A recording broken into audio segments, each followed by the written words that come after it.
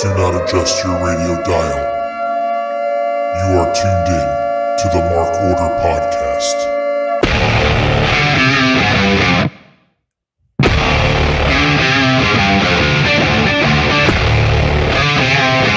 Join the Mark Order.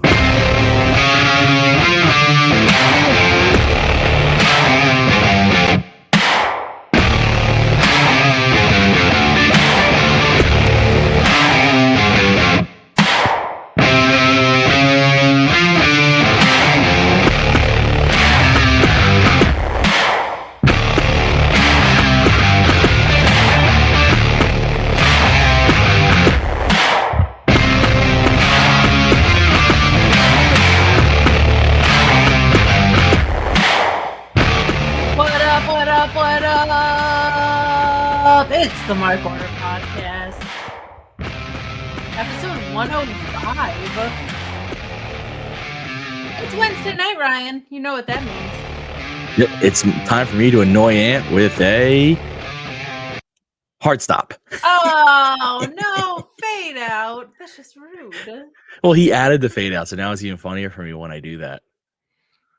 Touche. What's going on? How are you? How are you? Wow, my voice is back there. I'm tired, but I'm good. Same. WrestleMania week, 15 podcasts in 7 days. Let's go. Excite Wrestling after that, then another week of podcasts, then New Japan. So by mid-April, tell you what I'm not going to do. Watch a wrestling match on a weekend. I mean, that's just a blatant lie, but if you want to tell yourself that, that's fine.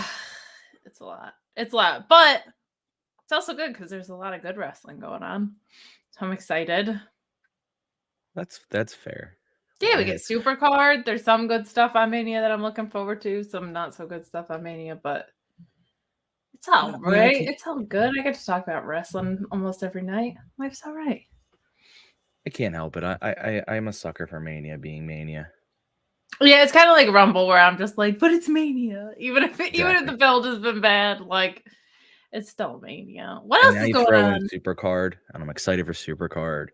I'm super excited for Supercard. We'll talk about that in a little bit, but ROH is back with a vengeance, and I love it. Yes, sir. Brendan Haney's excited for Bloodsport. That's right. Who's Mox facing? It's Mox is someone, right? Alex Coughlin. Oh God. At least that was what he said on Renee's. Before. Yeah, that's what he said on Renee's podcast. So I'm assuming it's true. Well, he would know. So. Yeah, you'd hope. But yeah, it's true. That's true. What else is going on?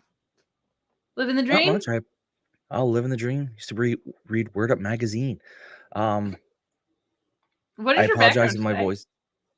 Oh, it's very. I did it on purpose, and I think people will understand. Very nice. Boom shakalaka. Listen, it's all about the boom. Adam Cole, baby. I apologize if my voice is in and out. I talked nonstop today. So. Oh my gosh, that's my gimmick. What were you talking about? Work stuff. I was at some work convention thing. So literally from basically 8 a.m. to 6:30, I didn't stop talking. Ugh. Were you presenting? People stopped by to talk to us. So the same conversation 1,000 times.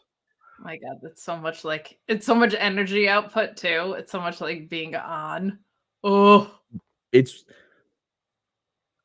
I understand that I make a lot of jokes on this podcast, so clearly my serious level of this podcast is low, but it is doing a podcast and amplify it by 1 million because it's one thing when you're just representing yourself for silly wrestling. It's another one you got to represent like, oh yeah, this is really paying my bills. So if I screw up. Yeah, it's like that gets tiring. That gets tiring. Marky Mark kayfabe saying work sucks. I know it's true. Well, she left me roses by the stairs. Surprises lets me know she cares. What a gem! So, I will not go. Turn the lights on. Your Carry favorite me pop punk. home. Pop punk sucks. Kate loves pop punk, everyone. I love music where you're like, immediately, my whole idea is to write from two genres that already exist. Like, let me just make sure my starting point is being super manufactured. Well, but we're not here to talk about how pop hold punk on. sucks. We're going to get quick, but I just want to establish that rock exists and roll exist. And then you have rock and roll.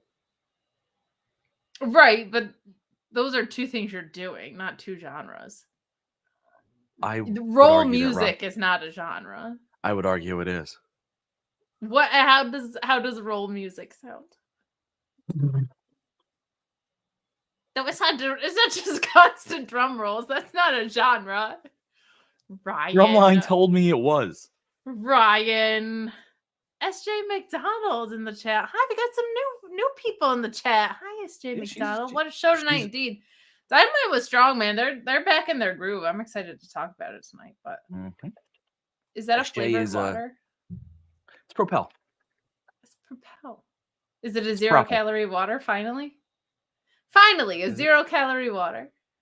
I mean, I just like flavor, but I just want to say SJ McDonald's active in the Shining Wizards Discord, where if you want to join, please join. There's lots of us active in there.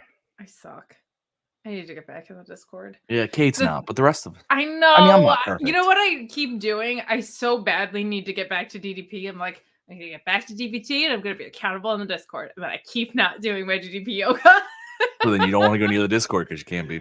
I know, but I'm such a punk ass. It's not like anybody's going to shame me for it, but. Oh, I will. Yeah, but you Clearly I'm going to shame you. Obvi. Ryan. So what do we start with here? How does this show work? So I guess we should establish tonight is just the Kate and Ryan show. It is. I don't think we have a cute little duo name like we don't. Ant has for us all the time. Ant and I are the two live crew. We're just Ryan and Kate. Yeah, that's okay though. Yeah, we don't do it. Schlong, I don't want to put on the internet. Yeah, no, that's a. It's on the internet. It's just not you, and it's a totally different video. Yeah, we don't need that. We don't need that out there. But Rob Humphrey saying the Access show sucks. I did. If people are watching it, let me know. But I saw like the first 10 minutes before we got on here, and I was like, it's just like Brett like shooting on Thunder Rosa kind of or whatever. And I was like, oh, this is gonna be so corny. But all right. To me, it reminds me of Total Divas, and that's not whether if you like it, you like it. If you don't, you don't. I don't care. If they go into Brie mode, it'll be worth it. Brie mode. Why did I lose my shoes? She's great. I love a drunk Brie Bella is a hoot. But you know what? This is gonna be an All Elite Express show a little bit because it's just you and me. You are at work all day. I'm talking about a million different wrestling shows today. So we're not gonna waste any time. We're gonna get right into it. We're going to start with Rampage. We don't even have the commercial block queued up. So we're just going to dive into Rampage. And then I'm just going to say some shows that I can remember off the top of my head on the Shining Wizards Network. I'll tell you all how to get stickers. And that's how it's going to run tonight. But Rampage was the Saturday show. It did not do great in the Saturday slot, but to be expected. No, I didn't even see what the ratings were. What were the ratings? I don't remember the number. I just saw the headlines of like went down in the demo and overall or whatever. But I don't think they were like, oh, what a bummer. We really thought our Saturday wrestling show was going to be hot numbers, hot ratings. We really thought this awkwardly timed Saturday show would do great. Yeah, I just I love it when they do like 4:00 on a Friday. That's my ideal. You got rescheduled Rampage time, but we did get some good matches in here. We got Hobbs versus Penta, which I was kind of waiting to go into another gear. But Hobbs is the champ. He's rocking and rolling. It's kind of sprung out of QTV. What did you think of Hobbs and Penta? Or did you not watch it? Did you not watch it because it was on a Saturday? I don't blame you. I saw it late. I had a very busy Saturday, but I did catch it. I think Hobbs is doing great work. So I was very excited for this match. I think Penta is weird because he can wrestle very similar to his brother, but he has I don't know if it's a more physical or slightly angrier style. And I think it worked really well with Hobbs.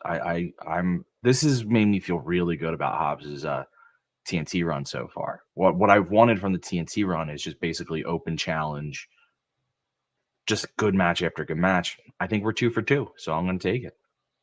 I feel as though we deserve a cheese plate to be talking about this, like QT Marshall on QTV. So I'm kind of upset. Sure. Talk to me, Kate. I gotta hold this like I'm holding it. Because the blonde girl always has like her feather pen or Yeah. whatever. Good stuff here. I kind of wish I felt like because Penta's a little bit more physical than a Ray Phoenix, like I was kind of waiting for it to get like a little bit. I don't know. I felt like it could have kicked into another gear, but it certainly wasn't bad. It was a very solid match, but was just thought that it might be like a holy crap match. But then we got Hager versus Brody King, which went, I think, the way you kind of would expect. I don't know, man. Hat aside, Jake Hager doesn't really do a lot for me, but this was fine. Brody King is the best, so I got to see him on my TV. Any thoughts? I'm happy I'm glad that they gave Brody King the win. Sometimes I get worried with that. Like, even though he's part of the Trios Championship, sometimes I get worried that they'll pull something like that. And to give him the solid win, I know Hager's not your cup of tea and the match was what it was, but I'm just glad he got the win. Yeah, I think Hager's mostly there to eat losses at this point. And it seems like the JAS might be headed the way of either breaking up or at least splintering a little bit in the near future. But then we got Layla Gray versus Taya Valkyrie, who of course won, with the same move as the quote unquote Jaded, which she's been doing for years on her own as a finisher. I'm glad this match happened. I'm glad it happened the way it did. I just don't like that her first 2 matches, after feeling like such a big deal in the Canada show with her debut, have been rescheduled rampages. Like, that doesn't feel like a great way to bring somebody into me, but this went the way it should have, and I like the story that they're building, and Jay desperately needed a story. Any thoughts on this for you? Jaded. No, I mean, I love that Jade is so mad that she quote unquote stole her finisher, because that is such an arrogant heel thing to do, to be like, I'm going to ignore that you've been doing this for years and claim it as mine. I have no real comment. The match was what it was. Like you said, I get what you're saying. 2 rescheduled rampages. At the same point, this is kind of the flaw of the Jade story. They've become secondary at the very secondary, because it would take Taya winning for that to change. But right now, because Jade's stories have been so predictable, they're so secondary, you can't waste Dynamite time with them. Yeah, and this is especially for like she ate Layla Gray here, right? That's just going to be a squash. So makes sense. Makes sense. And then we closed Rampage with the Acclaimed versus the Kingdom. I can't wait to talk about the Acclaimed and what we saw on Dynamite later tonight, but this was a perfectly good match. I like that the Kingdom are getting time on Rampage, because I think they're going to be spending a lot of time in ROH. But it's nice to get them that exposure here. They're a solid team that can very easily float. And this I felt like Rampage just kind of is Rampage. It's like not a lot happens. It moves along. We get really high quality matches for the most part. Usually at least one squash. Usually Serpentico dies at some point in the episode. And then we move on. So this kind of felt like a standard Rampage in that, with a somewhat standard main event. But any thoughts here? I love Maria. The best. Her reaction to the rap was, to me, just funny. I don't know why. She kind of flicked her toad at them, and I really laughed. Her being chased out, like, because it always makes me laugh when like faces chase out someone like that. Like Top Flight wasn't going to do anything. Everyone in the ring wasn't going to do anything, but she's still running away. Like, that's what makes me laugh. But no, the Kingdom of Top Flight's awesome. I'm not top. Well, yeah, Top Flight's the Acclaimed are awesome. They're clearly still at the top level. Top of the chain, if you would. Yes, exactly. And the Kingdom are great. I kind of want them more focused on ROH, but I'm okay with using them in AEW too for right now. They're a really good tag team. Mike Bennett is amazing. So I'm all about using that team. So I you're right. Rampage, I know people get upset because I think they want more out of Rampage, and I'm not gonna say I wouldn't love a better Rampage, especially the live ones are usually great. But you also just have to appreciate what Rampage is. Yeah, I think it's a catch-22 of like they don't want to put great stuff on there because the ratings aren't very good, but you're not going to pop the ratings by doing the same nonsense every week, right? Like, so it's a little bit of both. It would be nice if they put like one or two storylines of consequence and broke out of their formula a little bit, but I don't generally have complaints about it. I just wish it was in a different time slot. But wrestling TV is as tough right now. It's oversaturated. There's not a lot of places you can put a show like that, unless you want to compete with SmackDown or compete with something else. I always thought it would have made sense to move to Thursdays, but now you've just put ROH there. So I'm not sure what the answer is. It just seems like starting at 10 o'clock on a Friday is a ratings killer of a slot for sure.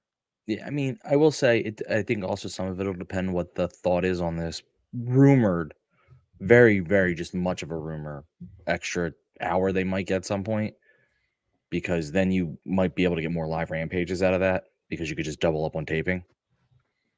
Because you can't have a Rampage caliber show Friday and Saturday. One of them has to be better. Right. Well, and we'll see what that Saturday show is. You know, it's Well, that's what I'm saying. It's very dependent on what the rumor is.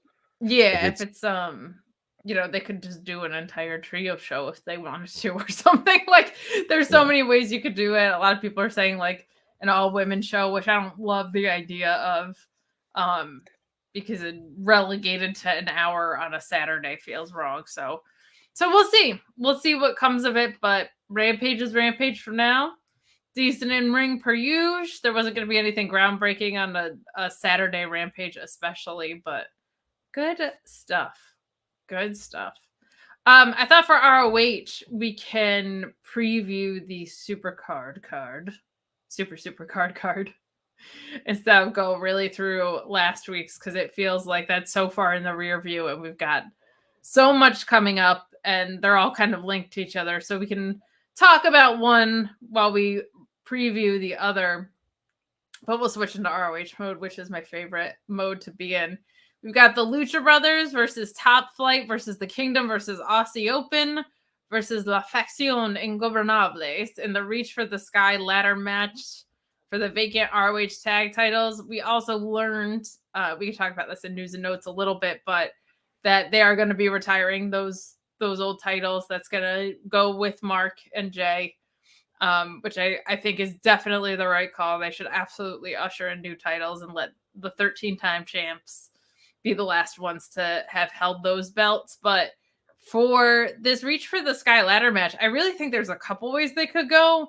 My thinking is it's going to be Top Flight. I just like the idea of it being another set of brothers. I don't think the Lucha Brothers are the call there. I think you want kind of the young and growing team to hold those and have a nice little run with them, but could go a few ways. You could put it on the Kingdom and have people chase. Any thoughts on the Reach for the Sky boy ladder match? I think it comes down to something I heard on ROH last week, and my entire prediction is based on one line thrown out there by Ian Riccaboni, where he said Aussie Open looks to be a force in the ROH tag division, making it seem like they're sticking around in the ROH tag division. And if they're sticking around in the ROH tag division, they win. If they're sticking around in the ROH tag division, very possible they win.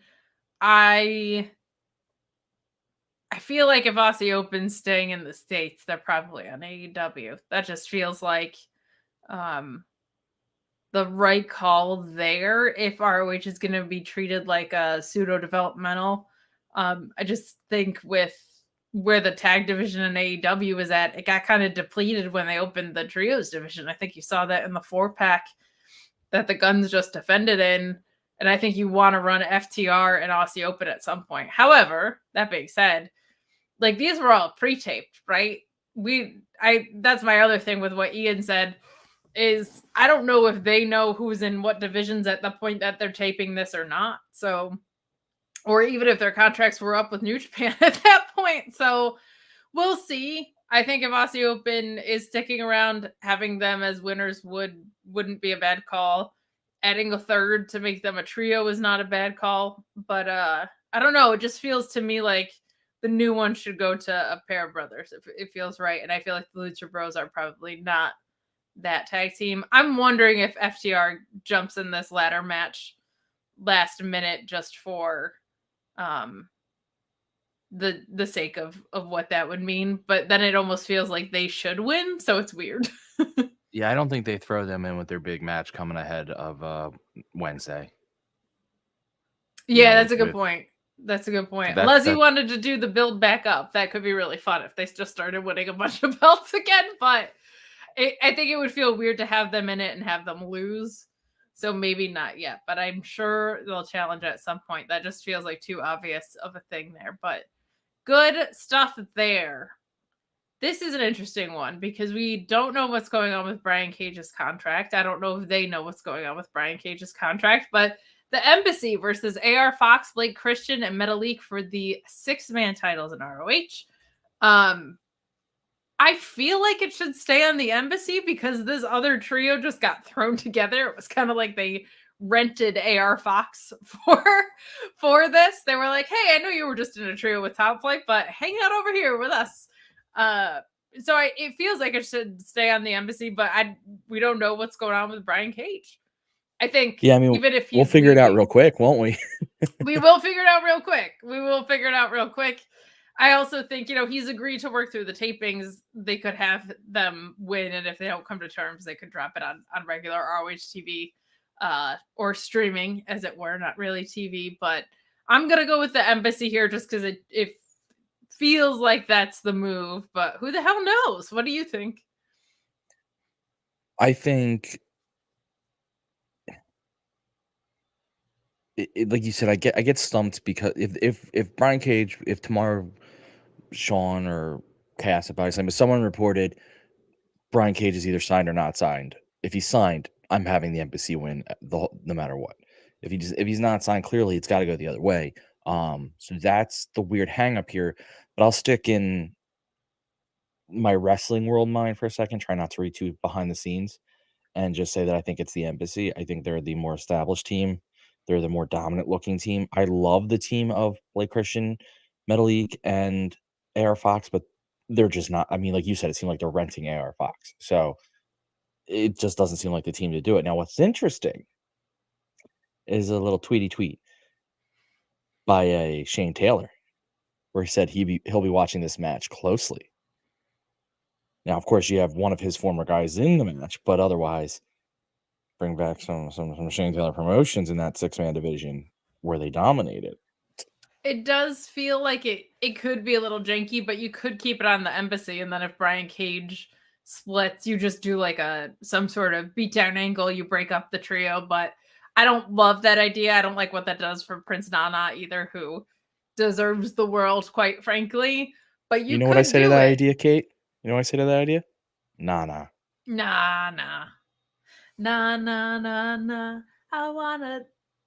I was trying to think of something clever to put in there with Prince Nana.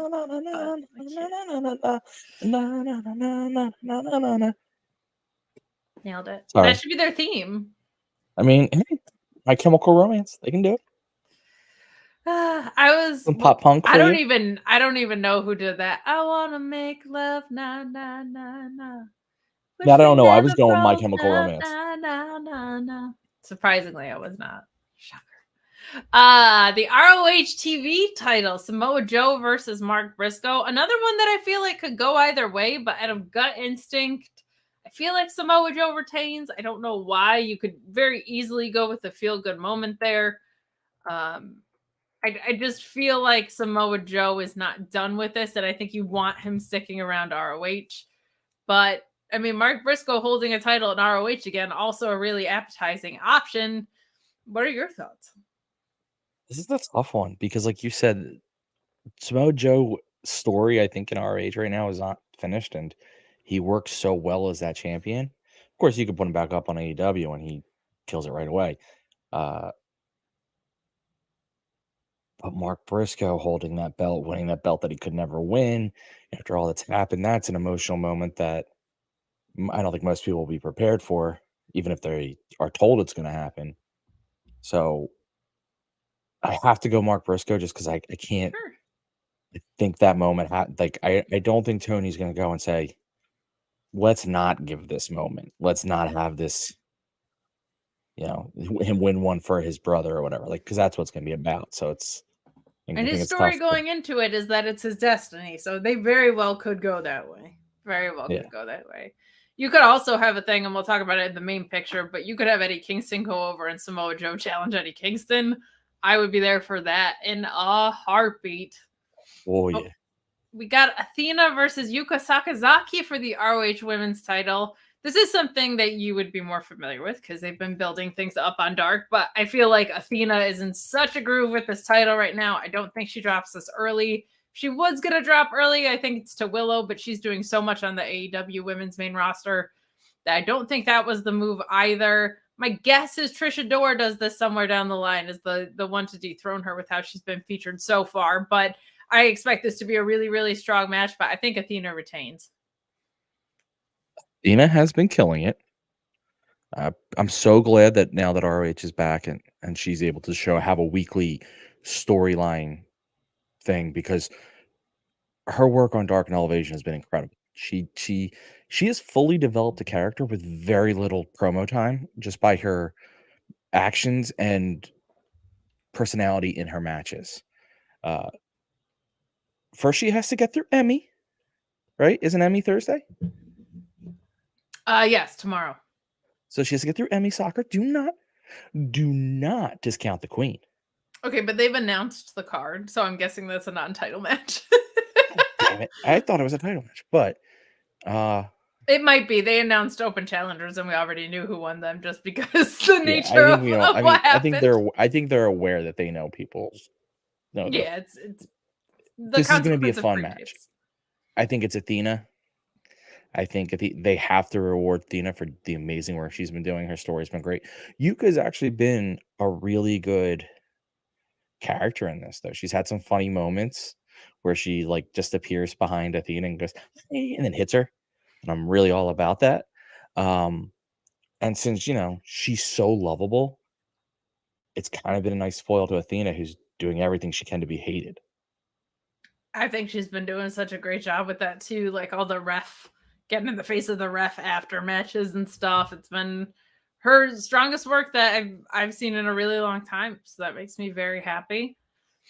Wheeler Yuta versus Shibata for the pure title. I mean, I think Wheeler retains here, but my God, it's 2023 and Shibata is fighting Wheeler Yuta in a pure rules match at ROH. That is just wild. I've loved the story with Wheeler. If you haven't been watching ROH, he fought Clark Connors and then said, I don't want to fight the students of the LA dojo. I want to fight the teacher of the LA dojo, and called out Shibata.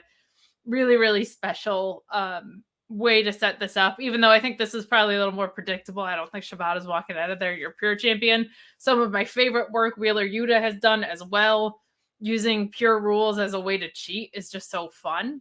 The idea that there are more rules than your typical match and you find ways to cheat around them is just a really fun device as a heel.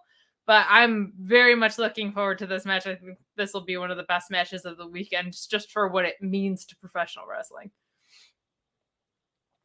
I think this is you said it best. I think obviously the outcome on this one seems pretty cut and dry. Should be Yuta. I don't think Shibata's sticking around ROH, so it doesn't make sense to have him win. This is more just how awesome the match is going to be, and just seeing Shibata show up in ROH. I don't have much more to add than what you said, just because you said it right. I'm just very much looking forward to it, and I think Yuta's been killing it since turning heel. This has been his best stuff. And just the whole line of I'm sick of facing the students, I want to face the teacher. That's okay. So good. So good.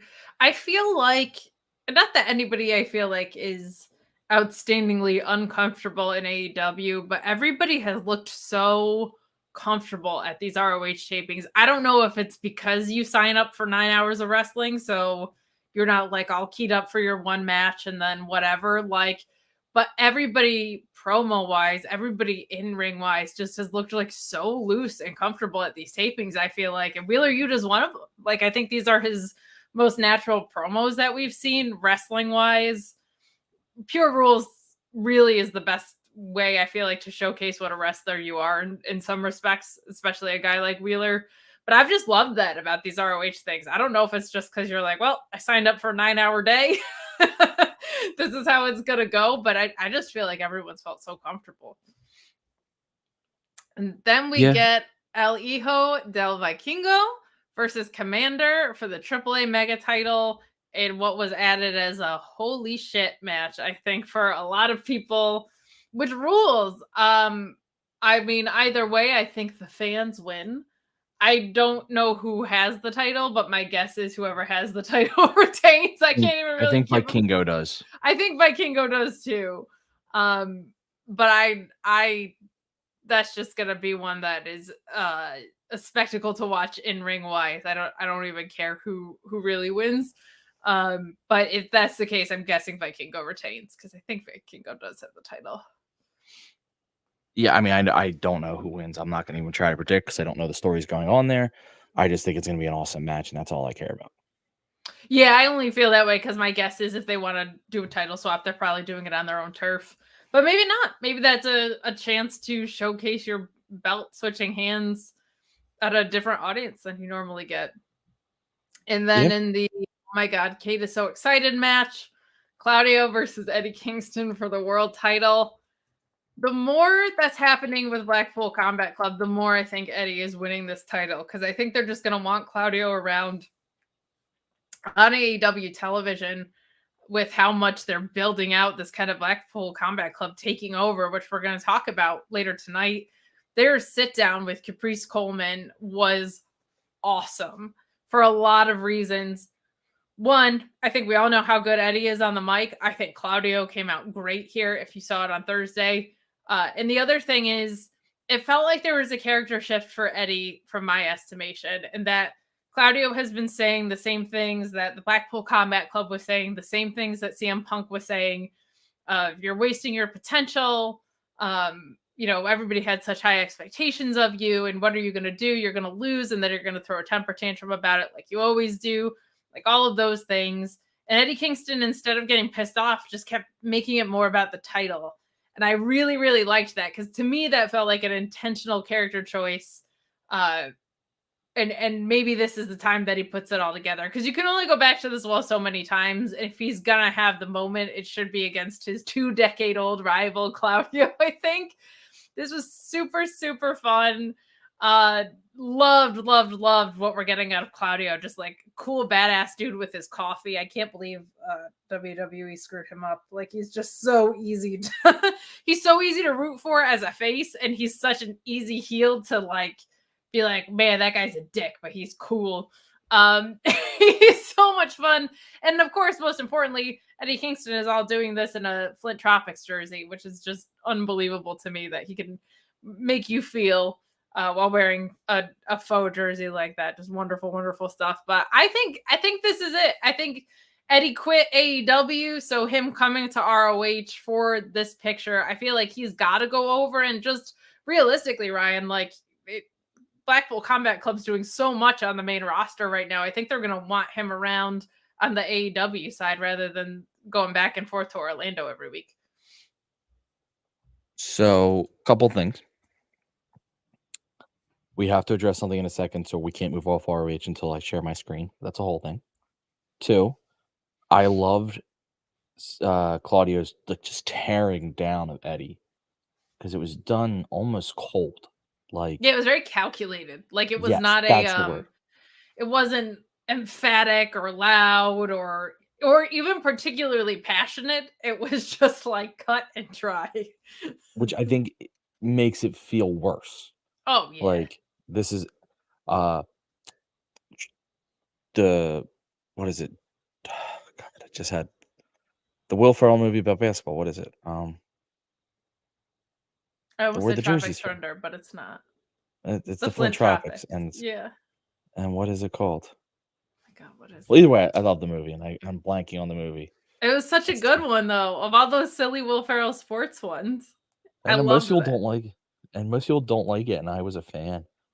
I I will think most people don't like it because it had been so many iterations of Will Ferrell, semi-pro. It had been so many iterations of Will Ferrell just like back to back to back doing like the same corny character, sports basically. movies. Yeah, yeah. But semi-pro is great. Yeah, and it's sad that I couldn't remember it because I will watch that movie just for fun. So, Oh, like, it's great.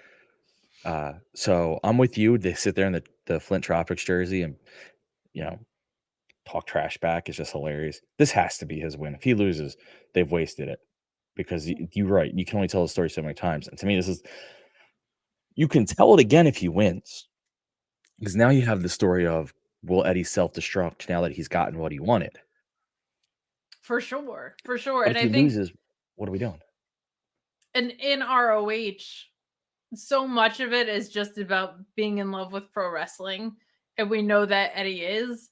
But what they don't have kind of historically in ROH, because they don't fully need it, you're just getting such high caliber, high work rate matches.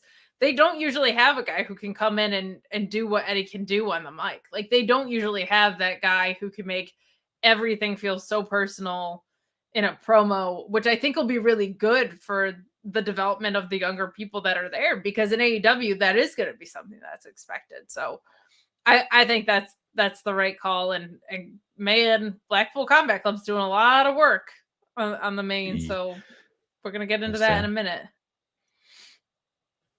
Kate, as tweeted by Tony Khan, Hiroshi Wow. Tanahashi versus Daniel Garcia at Supercard of Whew. Honor. This Damn. just That came just got out added today? Like right now? a few minutes ago. Yeah. Damn. See, this is fun. This is fun because Oh. it's there's just like Speedball Mike Bailey is also fighting Tanahashi. Like it's just WrestleMania weekend has evolved into just like I love it also because wrestlers are like, I do 8 shows in a weekend and my bills are paid for like 2 months. It's great. Go get your bag, independent wrestlers. I get to go to it. But we also just get to see like all these amalgamations in this incredibly like loose format, which is really, really cool. There's no reason that this needs to be on the card, but there's no reason this shouldn't be on the card if these two wrestlers are available to do it. So Yeah, I both think things are that true. absolutely It doesn't rules. need to be, but I'm okay that it is. Oh, hell yeah. Hell yeah. So So there's your just super card of honor. Who do you got? You got to pick someone. I'm gonna say Tanahashi. Me too. Just cut. I mean, it could very easily go Daniel Garcia, but it's like he doesn't need the win and Tanahashi doesn't need the win. But if you're gonna put them side by side, you should probably just break Tanahashi if this is just gonna be like a fun whatever. Yeah. And who knows? You might want Daniel Garcia in the G1 at some point or whatnot. Like, there's so many ways that they can go back to it. They could set that up for Forbidden Door. There's a million different directions you can go, but that's just a blast. What a I fun agree. wrestling fan. What a fun time to be a wrestling fan. Well, this is the part of the show where Ant would go, well, Ryan, or well, Kate. So I'm going to say, well, Ryan. Now is the time that we tell you about some of the other shows on the Shining Wizards Network. However, we don't have an insanely long commercial block readily available. I think it's somewhere in my Gmail on the share drive, but I don't really have it. And I'm not going to pull it up, but I'm going to tell you that the broadcast is there. I'm going to tell you that Kevin Rogue does like 7 minutes of commercials where he talks at you about his podcast. So you can follow him on Twitter. I'm going to tell you about the Mark Order podcast, which talks all things All Elite every Wednesday night. Oh my God, you're here for that. I'm going to talk to you about the impact play of Phil Rea. And I forget what the name of that podcast is. Turnbuckle Throwbacks? Yeah, there it is. I was testing you. Oh, sure. And I'm going to tell you about the Shining Wizards podcast, whose network we are on. They did not sell to us, regrettingly, but they are on Mondays, usually at like between 6:45 and 7 o'clock ish. They just cover the whole landscape of wrestling, kind of from a higher view. They're incredibly silly. They're a bunch of fun. They're the reason that we are here. They're the reason I'm going to New Japan in 2 weeks. They're the reason I'm going to be watching baseball opening day at Matt's house instead of my own. Very, very excited for that. So check out the Shining Wizards, and you can also join the Shining Wizards Discord, which I am notoriously terrible at participating in. But Ryan's in there. Some people in the chat are in there. All really, really good people. No assholes are allowed in there, but wrestling talk in general, it's broken out by promotion on channels. And then there's also just music, movies, fitness channel accountability if you want to get in on that. Like some really, really good shit in there. So if you need a friendly place to talk about wrestling, hop in there. It's a really great environment. And I'm also going to tell you about a little self promo, Ryan. I'm going to put us over, okay? Let's talk about the Mark Order podcast and some of our offerings. Darn it. Who doesn't love free stickers? Everybody loves free stickers. Oh my God, they're right there. Well, one of them is there, but we actually have 2 versions of Mark Order stickers, which you can get totally for free. One of them is that one. We have a round one too. It's dope. They're both great. You can go to the link tree in our bio and you can fill out the little form for free stickers. Please be sure to include your email address as well as your full address, just in case there's an issue and ain't getting those sent out to you. We've had a couple of people that have left their country codes off or weird things like that. So if you would like free stickers from the Mark Order podcast, please go to our link tree and fill it out. Ant does a real nice job. He sends you a letter. He sends you your stickers. You can support us with our free stickers. He writes you a poem. He gives you a phone call if you buy one of our t-shirts. But he'll also write you a song. And he'll sing it to you. He'll bake stuff for you and send that out with the free stickers. But he'll give you money. He'll give you money. He'll put a single dollar in there like a grandparent. It's great. But Ryan alluded to it. We also have a Pro Wrestling Tees store, prowrestlingtees.com/Mark Order podcast. You can get some of our great t-shirts over there. We no longer have the gray Chase t-shirts, but we do have a few additions. We have a nice little front and back with our Mark Order logo, and as well as kind of just our traditional straightforward shirt. You can get a bunch of those there. I'm guessing Ryan is not doing production and pulling up the website for us. Oh, I'm sorry. Which is unfortunate, but hold on. Maybe I guilted him into it. Agent Joe asks, if the stickers were scratch and sniff, what would they smell like? I don't want to know, because like the first associations that pop into your head when you're like, oh, wrestling smells like aren't good. They're not good. But I'm going to say these ones would smell like a bonfire from Lumberjack Matt crushing it on all of his wood cutting. There you go. There's our Mark Order stickers. Maybe Ryan can zoom in for us. Or I'm sorry, Mark Order t-shirts. The t-shirts, I tell you. I don't know how to zoom in. All right, well, there's our very tiny t-shirts. You can get them for your Barbie and Ken dolls. Da, da, da, da. Yeah, it's like our logo on a shirt. So you can get one of those, but we do have a front and back edition too, which looks really cool. I should probably order one for myself at some point, but I love that one because I like the pocket logo. I think that looks fun. So good shit. Support us at Pro Wrestling Tees. All the money goes right back into the podcast, as much as I joke about it going directly into my pockets.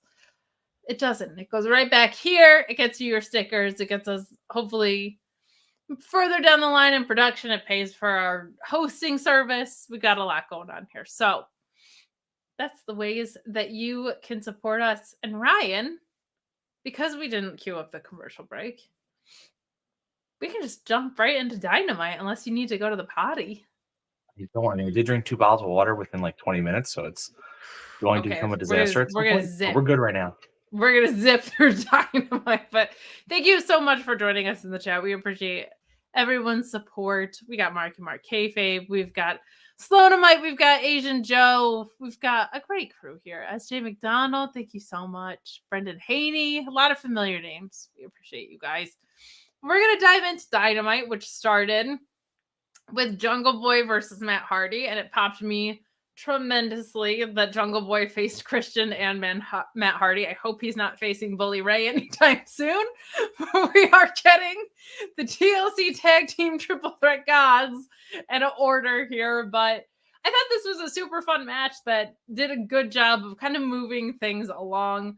Also made me laugh when we got Ethan Page just kind of like chucking people. It's just a good time, but ultimately, Jungle Boy hits the ropes with a huge elbow to the back of the head, covers for the 1, 2, 3.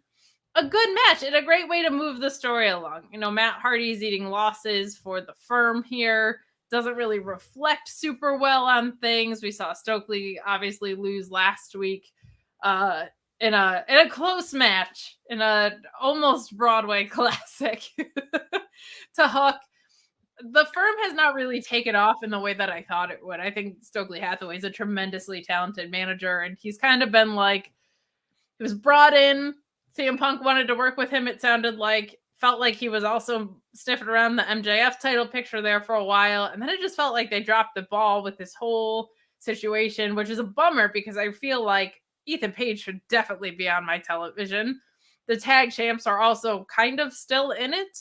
And William Morrissey and Lee Moriarty are great. So it has felt like it got a little bit lost in the shuffle here, but they built out their own angle on Dark. They've kind of worked their way back up, which is great.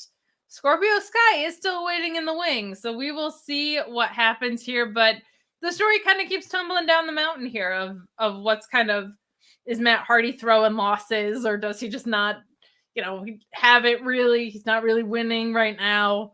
But Jungle Boy going over here was the correct call. And anytime Ethan Page is on my screen, I'm a happy gal. What were your thoughts on this match? Okay, so I'll address the match second. And first, I'm going to address your Stokely comments. And I'm sounding professional. Do I sound professional? So profesh. I'm so profesh because Stokely deserves professional. I'm with you. I think they've dropped the ball a little bit on him because he's so talented. However, my hope is that this is the start of using him in a lot of good ways again. Kind of like this got really over. Yes. So I'm really thinking like this, and it got over because of him. I mean, as over as Hook is, this was Stokes' angle. So my hope is that this is the restart of him, which it's happened with other guys in the company where you thought they were going to go one way, they went cold for a while for whatever reason, and then all of a sudden they're back on full blown. I'm with you. Ethan Page needs to be more regular, though. His storyline with Matt Hardy, I will consistently say, is my favorite going right now. It's even got me to turn where I want them to stay friends. I just want Ethan to go good guy. Like the whole thing is, they've managed to tell an entire story there. Ethan Page being really sad and having to wrestle this week. It's sad, after what happened to Stoke and everyone laughing at Stoke afterwards. That was online was just so funny. So great. Riho's a savage. Who knew? She's coming out with the pipe. She's laughing at Stoke. What a mean streak Riho has. Had no idea. Orange Cassidy, did you win? Yeah. Oh, that was my favorite part of that. Did you win? And then I will also say that I think the team of Big Bill Morrissey and Lee Moriarty, their team Bill Lee. I don't know why anyone just doesn't call them that. I think his Big Bill is a not great name for him. I think it's dumb. Okay, but their team Bill Lee. I mean, it's right there. It is right there. If it's there, you should lean into it. I agree with you on that. I don't think they should be a tag team. I actually don't mind them as a tag team, to be honest. I feel like Big Bill is an enforcer, and Lee Moriarty, like I like the heavy and the high flyer or smaller, super athletic acrobatic dude duo, but I feel like because Big Bill, I don't want to say he's limited because he does move well for a guy his size, but he's not like that outstanding. I think him in like the heavy / enforcer role for someone who's a singles competitor and would hire out for something like that. And Lee Moriarty just getting to do awesome like mid-card title matches or whatever would be a better way to go. But I see what you're saying. I don't mind them as a tag team. I just think if I was choosing whatever way I could use these guys, that's the direction I would go in. Also, Asian Joe, Team Billy or Team Willie? He goes by Bill, so it's got to be Billy, but Willie is really funny. Willie is too, because anytime he was like caught in a spot, like caught up in the ropes, you could be like, "Free Willie." Boom. Yeah.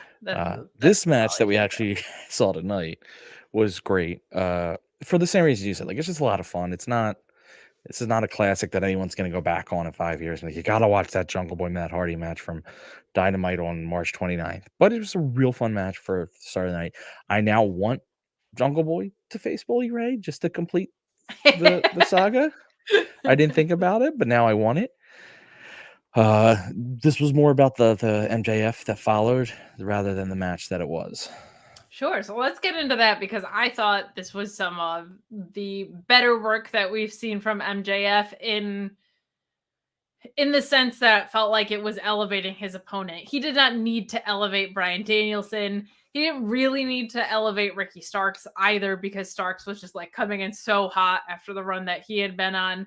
Jungle Boy is someone who I don't think has ever been, I don't want to say lost in the shuffle, because he has been featured, but it did feel like of the four pillars that were kind of like so hot and had so much momentum, felt like they had stalled out a little bit. I think that was just a consequence of the storyline that he was in, right? Christian got injured, and Luchasaurus got injured and is trying to not get sued for his mask or whatever. But I felt like this was some of MJF's best heel work, in that I feel like he made Jungle Boy sound like a really, really viable, on his same level competitor in this. We'll quickly go through it and then I'll get your thoughts. But MJF was putting him over really hard here. He was saying after their match, he felt like he had kind of met his match early in their AEW career. Really loved that. Right off the bat, the first thing he tells you is like, I met my equal. That immediately puts him on world championship level. Absolutely adored that from him. And then he kind of says to Jungle Boy, what did I tell you after our match together? And Jungle Boy said, essentially, you told me to abandon my friends. MJF gets in a couple of jabs saying that you didn't do that. You hung out with Marco, stunted growth, dinosaur douche, and good call on Christian, by the way, which I loved. And MJF kind of reiterates that he thought this was going to be his foe, or that they might even be friends or partners. Jungle Boy says, admittedly, he thought they might be friends too, but he's not like a selfish, narcissistic prick. Basically saying that he can lay his head on the pillow even though he's not champion. He's still proud of who he is as a human being, and that he's not willing to sacrifice being a good guy to get to that point. MJF then says that Jungle Boy is weak in the body, mind, and he spoke to Anna Jay, who said that he's weak between the legs, which of course provokes Jungle Boy to attack him, leading to MJF giving him an eye poke, and we get a little skirmish as MJF runs away. Really, really liked this. I'll get your thoughts and then chime in on anything else that I feel like I missed. Never say a man's weak between the legs. That's just cruel. That's just mean. Love the Marco Stunt reference. Hoping for maybe a little Marco Stunt running at some point. We're going to reference his name. You saw that Stu Grayson resigned and you're like, Marco's next. Different levels, but yes. Sure. I was thinking more just casual run-in for Marco, but if we want to go full-blown sign, let's bring him back. 10-year deal. Let's lock him down. I agree. I think this is the best I've ever seen Max at putting his opponent over. But you're also right. Max hasn't been in a feud where he's had to. Not as champion yet. Not as champion. I don't even think really even in undercard he's had a lot where he's had to, because he's always going against guys who were like, you figure it was a Jericho feud. It was Punk. Who else did he feud against? He's had a few, but CM Punk, like he's not. He's not been Mox. in like these Mox. Yeah. When he had the buy-in match with Jungle Boy, he had a pre-tape promo that I thought was very good. It wasn't in a situation where he was putting Jungle Boy over as much, but that was so much earlier in the days of AEW that I don't think MJF was at the point he's at now. So didn't really call for it, but you're right. And that this felt like he kind of brought Jungle Boy up to his level. But the important thing to always remember, like I try to remind myself, is because you could almost interpret that like, look how different they are. You know, MJF went and become champ. What's Jungle Boy? But Jungle Boy had gold before MJF did. It was tag, but it was gold. And in AEW, the tag really matters. So it's like, you know, these are two guys at a very high level, very young. I mean, Jungle Boy's a couple years younger than Max even, so we're talking, It was first the 100. Was it first 100 wins too? I think so. Or Or 50? was it he Yeah. first or was it 50? It might have been Was it 50 because it was a while ago, so that makes sense. But this is gonna be a fun match.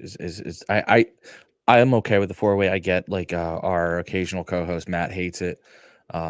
Yes, Matt, I made a joke about you being the occasional co-host if you listen to this. Uh, but I get why Matt doesn't like the four-ways. They can be crazy. They're not always the easiest stories. They don't always the most logical, but I'm kind of enjoying this one. My hope, though, is that Jungle Boy comes out with a singles feud out of this against Max for a while. I agree. I also thought this was the best that Jungle Boy has sounded on the mic as well in a like live promo by himself. I think probably because it was rooted in something that's very easy to dig into. He just sounded great. He didn't sound uncomfortable at all. He had a ton of fire. This I thought was a home run of a segment. And I agree usually with Matt about this. I feel like this story calls for a four-way though, which I like. Like if the story calls for multiple people in a match, then I like it. I'm seeing that in WWE right now with the IC title picture. Like when a story like a Four Pillars comes along, a four-way match makes sense. Also, Max is an arrogant prick and a heel. When baby faces are dumb and do this, that's what drives me nuts. So I like MJF doing it because he thinks he's invincible. So I think he thinks he's invincible. And he's so desperate for like the validation that he'll put himself kind of through any test for it. So thought this was a home run, and I thought Jungle Boy came out looking stronger for it. So what more do you want out of a segment than that? I agree completely. So backstage, Don Callis is hanging out with Hangman. And Don says he grabbed Paige's wrist, lost his balance, and it is his fault. Kenny asks why he would assume Paige just attacked him, and Omega says Paige has punched Don before, which I loved. Don says that Kenny needs to focus on Jeff Cobb, and Callis is going to go and apologize to Hangman. We'll get to that later in the night, but we move into, my God, a segment, quite frankly, I wish I had been a part of. Matt Menard and Angelo Park are hanging out with the Acclaimed and Billy Gunn. This seemed like an incredibly fun night on the town. They went on a carousel. They went all around St. Louis. This was a blast. This is hysterical. This is a great use of 2.0 while there's dissension. I don't know if there's full dissension in the Jericho Appreciation Society, but everybody's at least doing their own thing while Sammy Guevara is getting this title shot. Daniel Garcia is wrapped up. We're going to talk about later. This really, really good stuff with Adam Cole.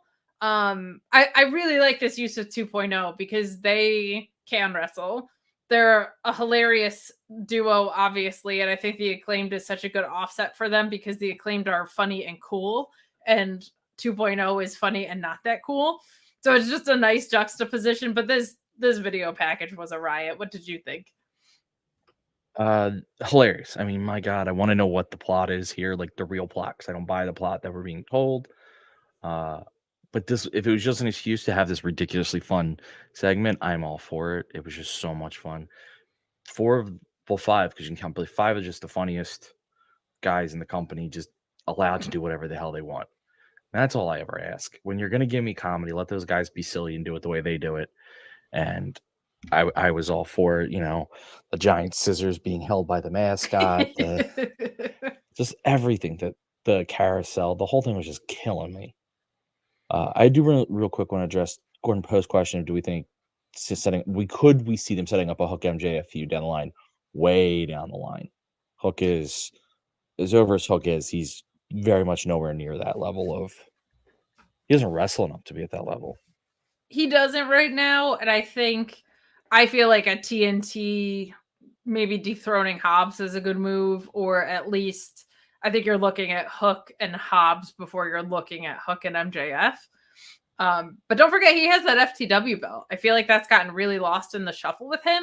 I would like to see that belt mean something on the show again. It's like kind of weird that the FTW belt doesn't mean as much as it did when now it's like it's his dad's belt. They might be waiting on that. They might be sitting on that to lean into Taz and Hook's relationship more than they have been. But I think people forget like he's technically a title holder. So granted it's a meaningless belt in some respects, but like it shouldn't be meaningless to the guy whose belts it is son, right? Agreed. Though I would think, you know who would make that belt funny? The Acclaimed and Matt Menard and Cool Hand Ange. Well, they can make anything funny. I know. I just had to bring it back. Who do you think would be a good challenger for the FTW belt for real, though? I'm trying to think of like who might be in that shuffle. See, I have a name, but he's not a regular AEW guy, so I don't want to say it. Say it. Oh, he was on Tonight's Show, and that's Jeff Cobb. Oh my god, that'd be really fun. Because he would turn it into a murder title again. Like, I own this belt. You come for this belt. I'm going to murder you. That could be really, really fun. I was also thinking of guys like a Kip Sabian or whatever, who it felt like maybe he does win the, I guess now international or the what was the All Atlantic. Like I think ridiculous name like Galactic. Intergalactic. I'm waiting for. Then our friend LSG could have it. You could get some of these space gimmicks to go intergalactic with it. I think it could be. I think there are people who are on the up, but probably aren't sniffing around the TNT picture for a little bit. That might be a good fit for it. Orange Cassidy. We'll see what happens with that. I'm intrigued. His run has been really fun and really productive, I think so. But we will talk about that later. Right now, we're going to talk about the Blackpool Combat Club versus Dalton Castle and the boys. And this was not much of a match, but it was a lot of fun. Dalton Castle getting a nice pop on AEW television always makes me happy. The boys looking great. I was just glad to see that nobody bled on Dalton Castle's outfit, because that would have been upsetting, or quite frankly, either of the boys' outfits. That would have been a super bummer. Claudio getting the win and a different theme kind of playing. I don't know if this is the Blackpool Combat Club's theme or if they changed up Claudio's, but it was kind of a fun way to cap off his victory. They really just beat the ever-living dog shit out of Dalton Castle and the boys, but that was supposed to be the match. And to be honest, like, Dalton Castle is someone that I really like.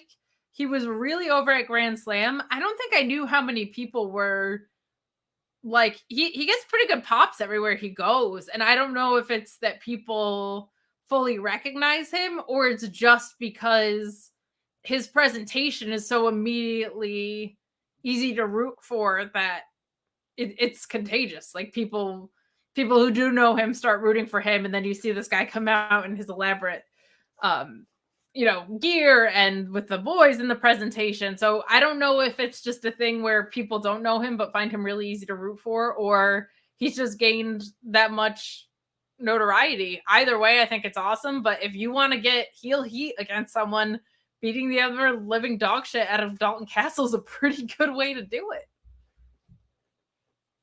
I don't know. Makes me think that the Blackpool Combat Club is just a bunch of silly gooses, personally. Just a bunch of silly gooses. They are. Just be silly geese at that point. I feel like they're silly gooses, though. You know what I mean? Like, I know properly they're silly geese, but it does kind of feel like they... just a bunch of silly little gooses. Silly little naive gooses. They did stay limber as baby chickens, clearly. But this is so much fun. This is a really great and smart use of Dalton Castle and the boys, because they're with a Diet Radio Gaga entrance playing. It's such a blast that I feel like smooshing them here in as violent of a way as they did Moxley. Jesus. It kind of actually a little bit protected them too in a weird way, because they were jumped. They didn't take like... Mm-hmm. They've taken some losses recently, and I think AEW likes them, so I don't think they want them to be like the continuously losing team. So this loss was a protected loss because they were jumped before the match ever started. So they never stood a chance. It was not a straight up fight. It was you were squashed because these three guys attacked you from behind and tossed you around and did what Jesse Ozak calls boyicide. Boyicide. And you're right. Dalton Castle has become one hell of a face. Marky Mark says that was the first wrestler he ever met. Such an amazing guy. Doesn't get near enough love. I think he's starting to get that love. I think a couple things have helped him. Well, I mean, obviously the biggest just being on AEW. You're getting a much larger group of people seeing you. I think his appearance on RJ City's show helped. Hell yeah. I think that show does a lot for people that people don't realize. Like, I know it doesn't have, it has good numbers, but not obviously like million viewers, but it starts, at least the hardcore fans get really into it. And with anything, once you get the hardcores on board, then you can pull like the more casuals in because it starts to build momentum. And he's just, I've liked him since we went to that ROH show. I think it was the night Punk debuted in AEW. It was one of the two. I can't remember, but I think it was that one. I think they had a Death Before Battle Dishonor. Royal. Yeah. Yeah, I think they had Battle Royal, and he got eliminated. But he got eliminated twice. But the first time he got eliminated, his giant group of boys saved him. Yeah. And it just made me, the way they did it made me laugh so hard. I'm like, all right, I'm in with you. As soon as you do that, like you did the comedy right, and I'm all on board. I loved it. You're right. And I feel like I've said this a few times, like I think he's a very authentic version of an archetype that people get wrong a lot. Like I feel like they're trying to do that with Pretty Deadly in NXT, and well, better than a lot of times. Still isn't like fully there. Oh my god. Doggo of Destruction. There we go. Well, yeah, I agree, because the comedy part of his character has nothing to do with that side of his character. Right, you're not laughing at him, really. You're laughing at what he's getting you to laugh at. You're laughing at his work, not as him. He's not the joke. He's in charge of the joke the whole time. Exactly. So good stuff there. I also do like the Blackpool Combat Club jumping them beforehand, because that was a statement match. That was not a competitive match, right? That was them sending a message to the rest of the roster, I think. So fun stuff there. And then we get to my match of the night, which I knew was going to be great, but this was great in a whole way that I never even anticipated. Kenny Omega versus Jeff Cobb for the IWGP United States Championship. Jeff Cobb, the adorable Hawaiian Buddha, if you would. Right before this, Tony Schiavone, who's normally such a professional, Ryan, I felt like this was very ill-timed.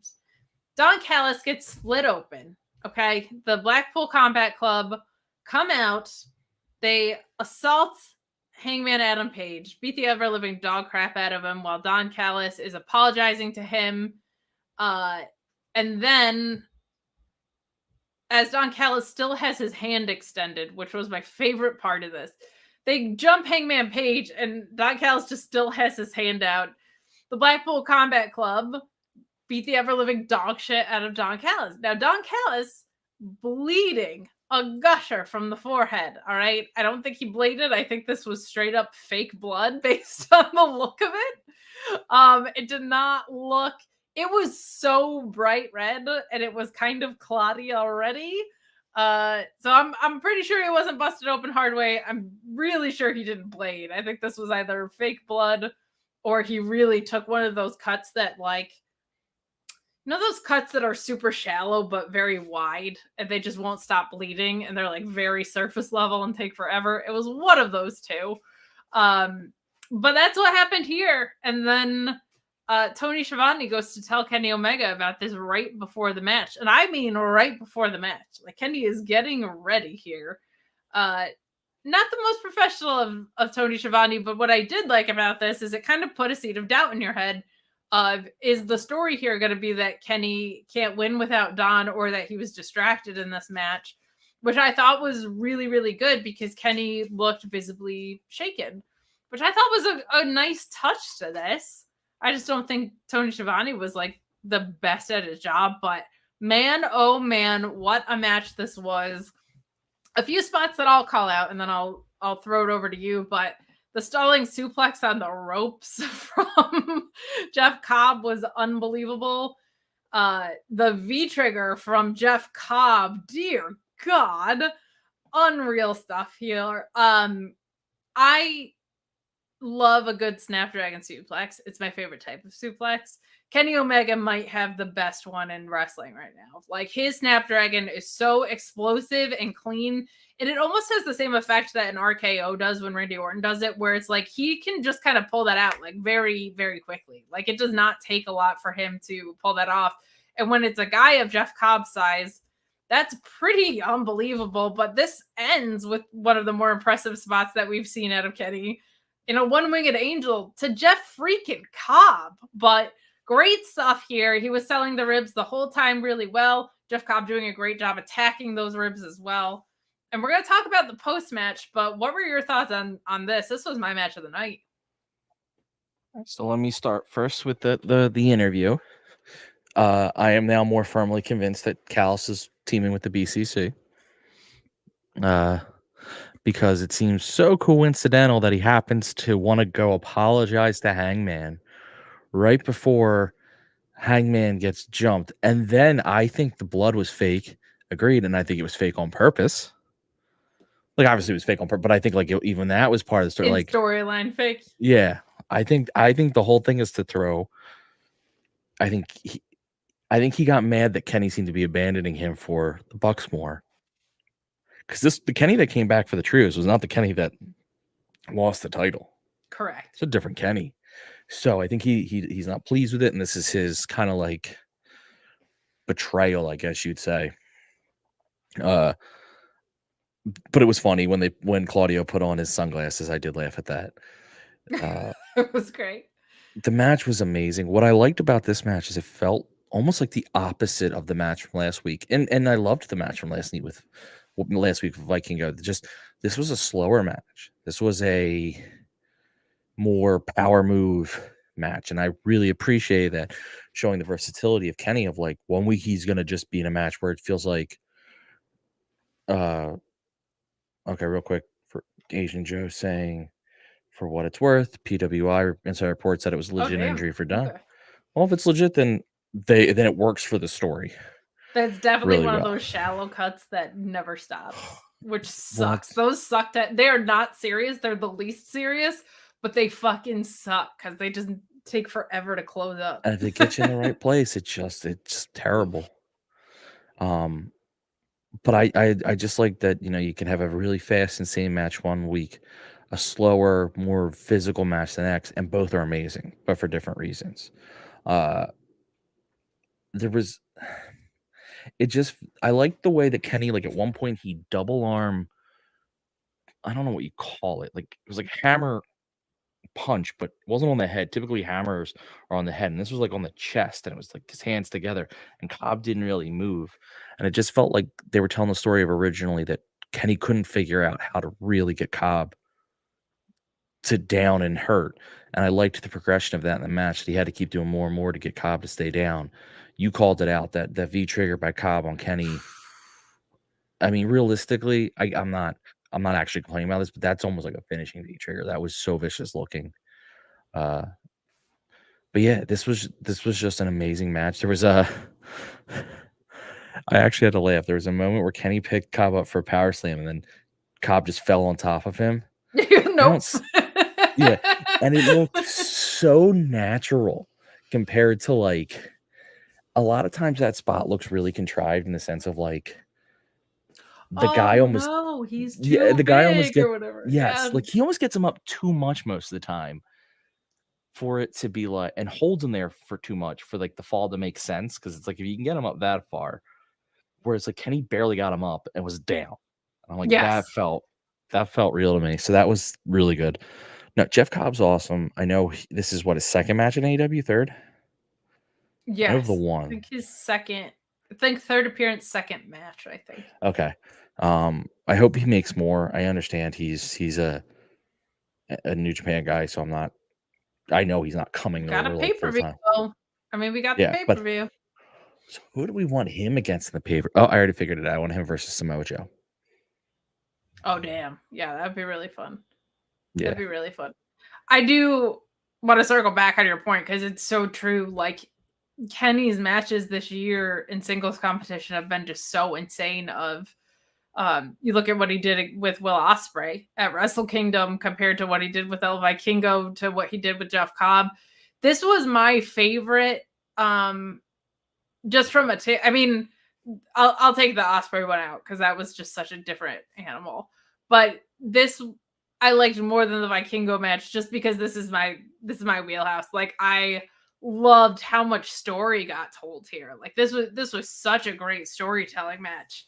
From all the stuff with Don Callis to the way they made Jeff Cobb look like the monster that he is, to Kenny just kind of having the Tour of the Islands finisher scouted, like all these things, like really, really played into an awesome, awesome story. But holy crap, we get a really fun post match. So Matt and Nick Jackson are both injured, at least in storyline. It sounds like in real life too. Matt definitely has a torn tricep in real life. I didn't know Nick Jackson had a separated shoulder, but they said that is the case. On television, I don't think they would lie about that if they're going to for real call out his brother's injury. So that absolutely sucks if they're both injured, especially because Nick Jackson is the one that you would want to go on the singles run. But we get the Blackpool Combat Club, who's just running roughshod all over, coming out I know, here. I don't want to interrupt you, but I'm going to forget to do this, and this is important for us, because it's relevant. It's semi-related to our show. It's related to our people of our show. So I want to point out, this is Nyla Rose right now. Holy shit! Oh, that's wearing the so Shining awesome. Wizards podcast. So is that on Twitter or Instagram? Twitter. She posted it 28 minutes ago. She shouted him out.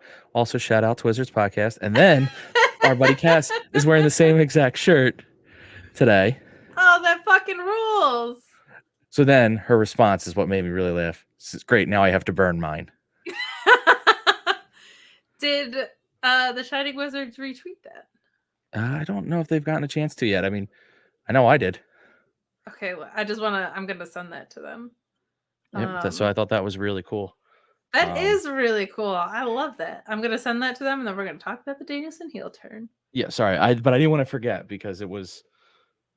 And Jesse, I miss Nyla on my TV too. I am now a firm believer in we need a women's tag division more than anything. I'm intrigued to see what happens now that Vicky's out of the picture. Yeah. I really want Nyla to work face, but it sounds like Marina Shafir is also really coming along, so we'll see. Mox talked her up like crazy on Renee's podcast. It sounded like, yeah, it sounds like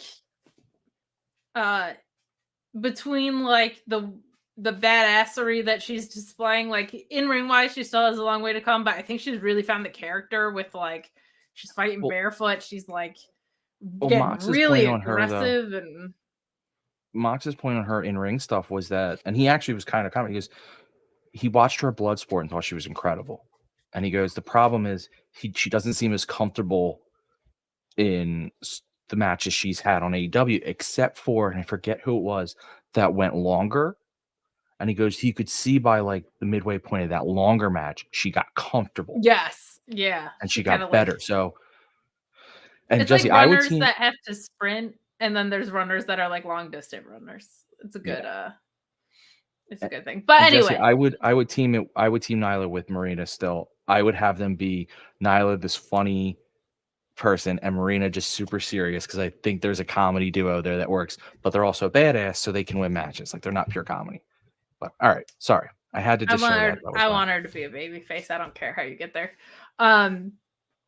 Post-match after this match, though, we have the Blackpool Combat Club coming out to beat Kenny down, and then we have Bryan Danielson emerge, not on the side of the Blackpool Combat Club initially. He comes out in his gray shirt thing, looking very wholesome and vegan. And he kind of comes out like in Kenny's corner. And I assumed he was going to turn heel here, but it did make you kind of pause because it would be very cool to think about who Danielson's first match was. Kenny Omega, dream match, widely regarded as the two best in the world. Kenny just lost his buddies. Danielson pairing up with him logically could make sense while they're on the same side of the coin here. But what happened is what we expected. Danielson turns heel while Omega's back is turned. Comes in, he puts him in a crossface that he just leaves on forever and ever and ever.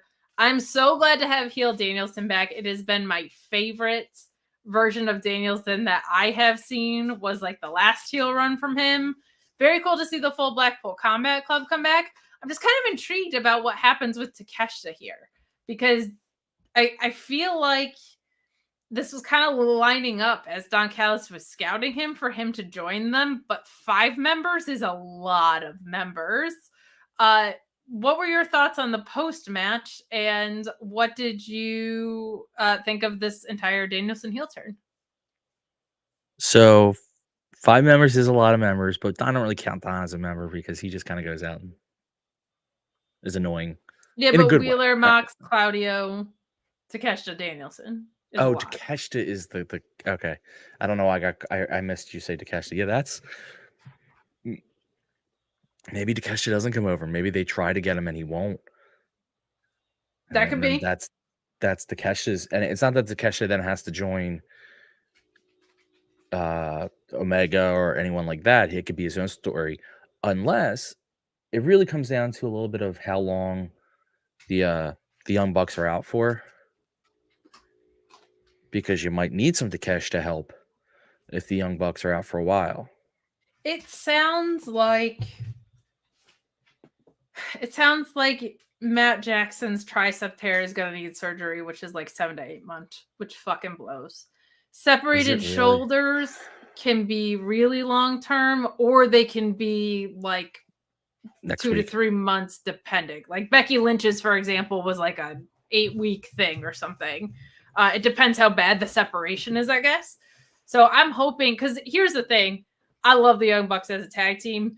Nick Jackson is the guy in that. Like, I love Matt Jackson. I think his selling is tremendous. I think he is one of the most ring-aware wrestlers that you can have of, like, they say it in improv, right? You don't want every person playing the same role. You kind of need people that, like, architect the scene, and you have people that kind of fill in things. I feel like Matt Jackson is one of the best tag match architects that you'll ever see, but like from a moves executional standpoint, Nick Jackson is the guy. So if he comes back sooner, I would hope that they would just put him on a singles run.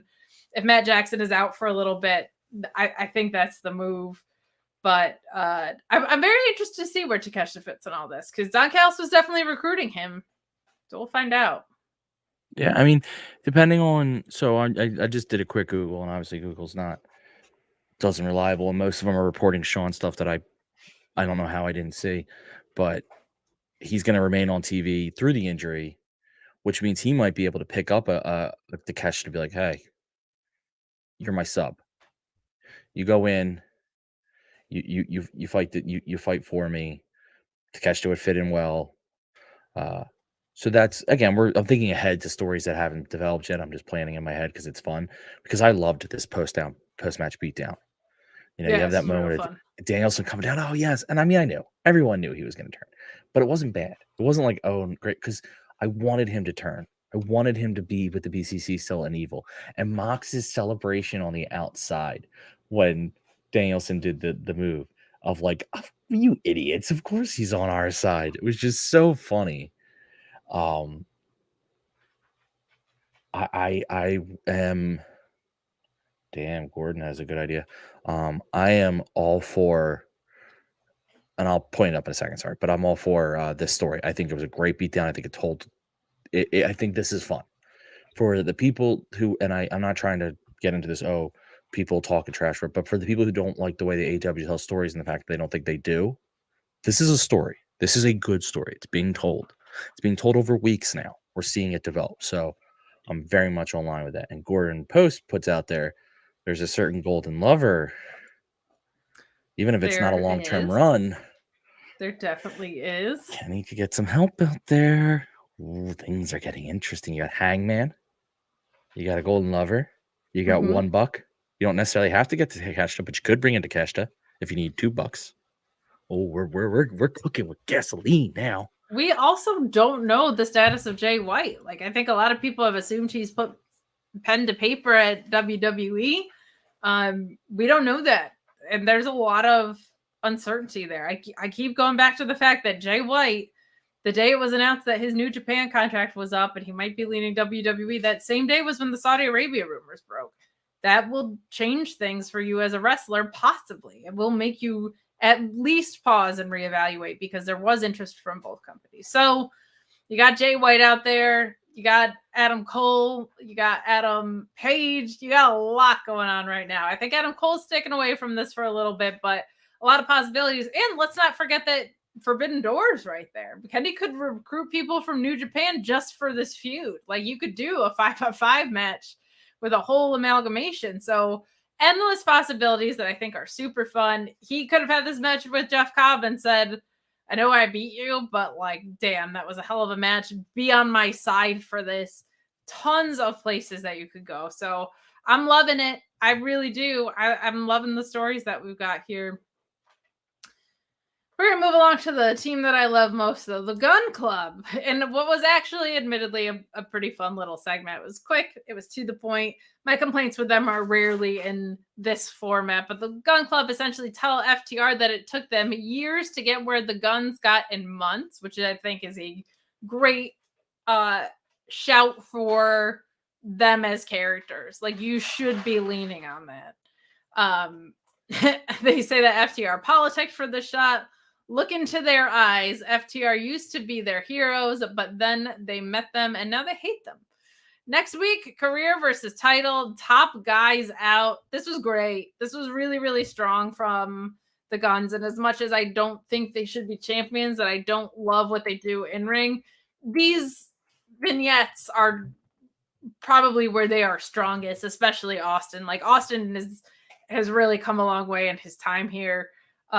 So as much as I am desperate that FTR wins next Wednesday, I also can appreciate that, like, what we saw tonight from them was good.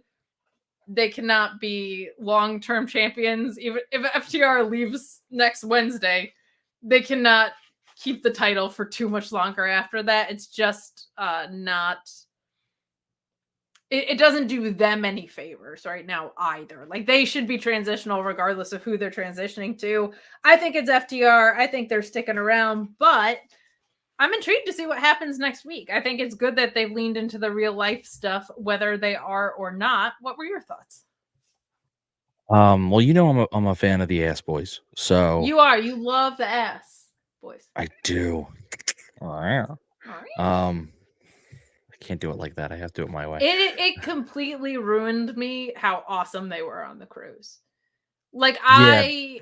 I still objectively don't like them, but like, and it was never, it's not like it was personal beforehand, but seeing how extra cool they were on the cruise, that they watched everybody's matches and were cheering all the faces and booing all the heels and were so awesome. Like, it made me wish I liked them a lot, a lot more. But they seemed like the coolest dudes in the world on the cruise. Agreed. That's what I've been trying to tell you. See, they're cool dudes with attitude. Yeah, but they suck. No, I don't think they suck. They don't suck, especially Austin. Them being champions feels rushed. Wrong. I will fully agree that they have been moved up at a speed that wasn't in accordance with correlate with their progression. Yeah, I will say that's not even me trying to. That's me as a viewer of TV, or a reader of a story, or the viewer of a movie. That's not me trying to be inside baseball. They just took a character that didn't seem to be there yet and made the character there. It's like if trying to think of something. Not literally, Danhausen called them the Ass Boys on the cruise before last, and then it followed them to every arena, and it got over. But it'd be like, if this were sports, it'd be like all of a sudden one day's a guy is literally just starting in high school, and the next thing you know, he's a pro. and nothing else has changed. Like there wasn't that middle progression to get them there. They needed, but I will say if FTR wins this, which I'm hoping they are, because Jesse Ozag's like, make it nerdy. No, I likely would have went like science fiction or anime, and Kate would have been like, "What the hell are you talking about?" So I just cut it off. I hope FTR stays. I like FTR and AEW personally more than I do WWE. That's a personal thing. I actually just want them to be happy and do whatever they want to do. So even if it's not WWE or AEW, if it's indies where I don't really see them that much, whatever makes them happy. But for my personal selfish viewing, clearly would prefer AEW. It also feels like it's AEW because I don't think you put it on the Guns if you don't have FTR come and take it from them. I do actually think though the Guns come out stronger from this feud. I think promos like tonight, I think last week's with the way Austin mocked them. I think all this makes the Guns look much better. And now it's a little ass backwards because you've had them be champs before you've built them up. As I boy didn't mean to, but backwards. I'm so good at them. They just come without me even knowing. That's it. Now that when they lose, you have to then prove that they have belonged at that level. Usually you prove they belong at the level and then give them the belt. This time you're going to lose the belt and say, we need to prove that this is where they belong. So it's a little weird, but I'm all for it if you do it right. I don't know who their next feud's going to be, but I'm okay with it. Whoever it is, as long as it's not with the belts. There's literally no one I'd be like, probably the Acclaimed again since that's been kind of done. But sure. I think Top Flight would be a great feud for them.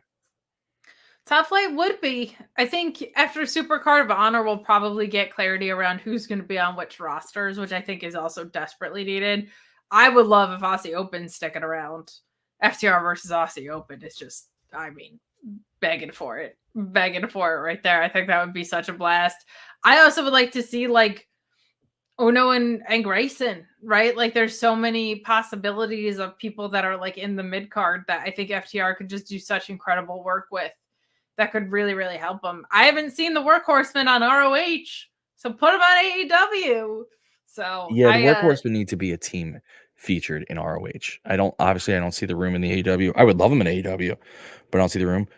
Oh, what room? Like we had a 4-pack and we were featuring Danhausen and Orange Cassidy. Like, where are the Iron Savages? They're not at ROH either. Like, I'm ready for FTR because they are legitimately, in my opinion, the best tag team in the world. I think inarguably, at least on American television, I think you'd be misjudging if you didn't put them in the top 3 or top 5 in the world. I think what they could do with this next tag run is not face guys like the Lucha Brothers or guys like the Young Bucks. Like, I think they could be really productive and building up the rest of this world-class tag team division that there's been a lot of teams simmering in that middle ground that I think are ready to be showcased in a really great way.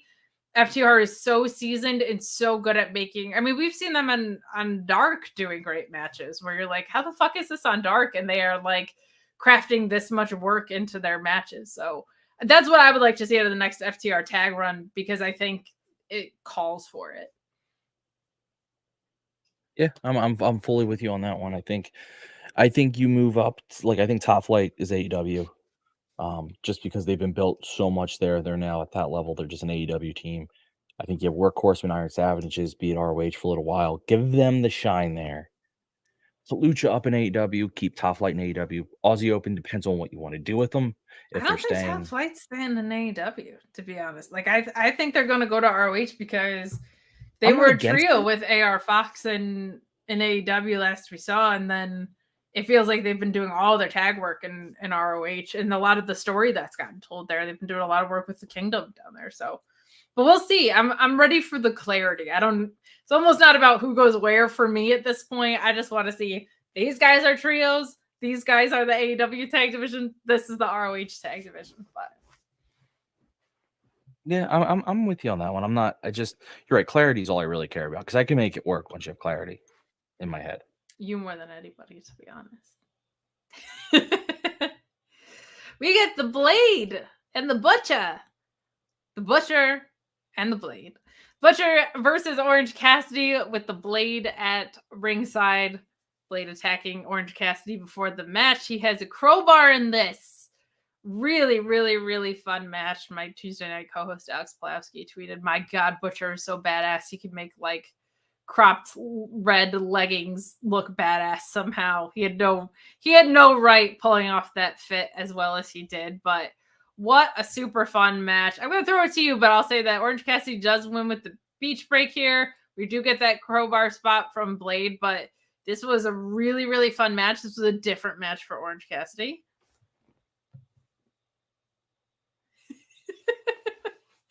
Throwing it to Ryan. Your thoughts? I really enjoyed this. I like the way they started it out with the attack. I think Butcher and Blade are a tag team that I think needs more feature in AEW. Like they are a team that if you put them on a positive run, got them a bunch of wins, if they put the belts on them, I'd be like, okay.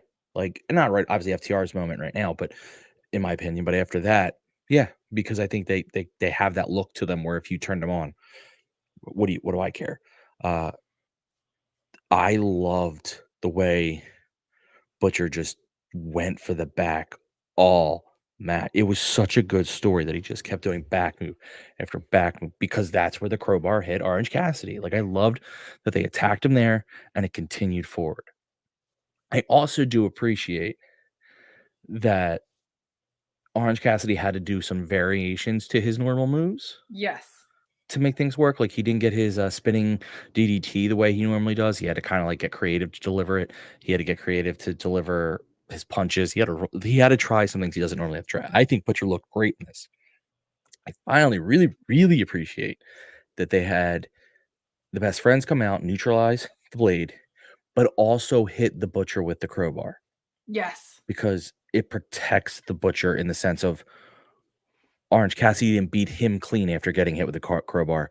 Both of them got hit with the crowbar, and Orange Cassidy won the match.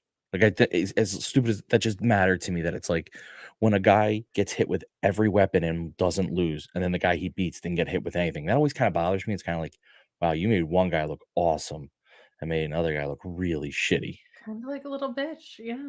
Yeah, this one, at least, it's like, well, both guys got hit, and then Butcher just happened to get hit and fall into, the moves, falling into the punch, and he lost. So that I'm way better off with that ending. And Orange Cassidy's run when they were given the stats before the match was like 16 wins in a row.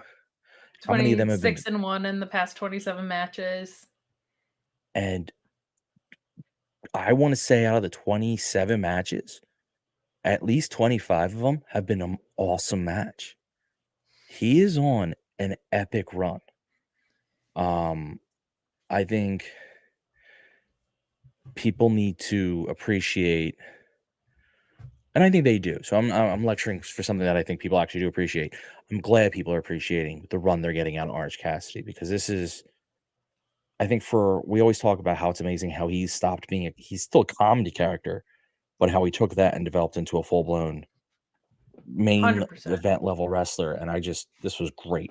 And real quick, just because I saw it, I'll forget.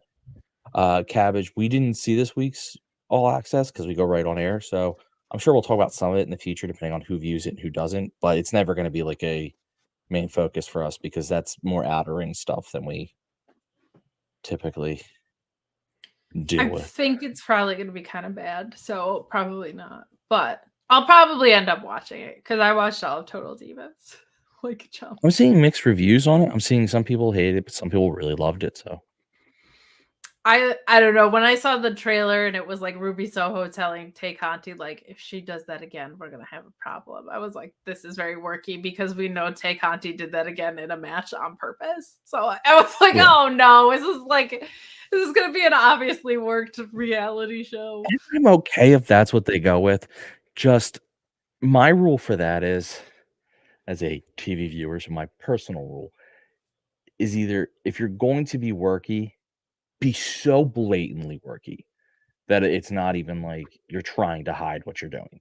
Yeah, like MJF very clearly was. I don't know. Yeah, but he always is, so I'm not really worried about him. But the rest of it felt like they're trying to be like half in one world, half in the other. Yeah, it needs drunk Brie Bella. Every one of these shows needs drunk Brie Bella. It needs drunk Eddie Kingston. Oh God, that might get violent. I don't know. I don't know if we want that. I don't know if we want that. Apparently, you're gonna love all the Eddie stuff. Well, yeah, of course I'll love the Eddie stuff. I love Eddie. This match was super fun. I agree with you that the crowbar spot was smart. I also liked it because best friends were leaning heel-ish a little bit, and I liked that they were that they kind of were at least badass faces, if not still leaning heel. Like, it bugs the shit out of me when faces are like, I have to do the right thing, especially in protecting my friend. I'm like, no, you're coming out there to neutralize people. Let's go.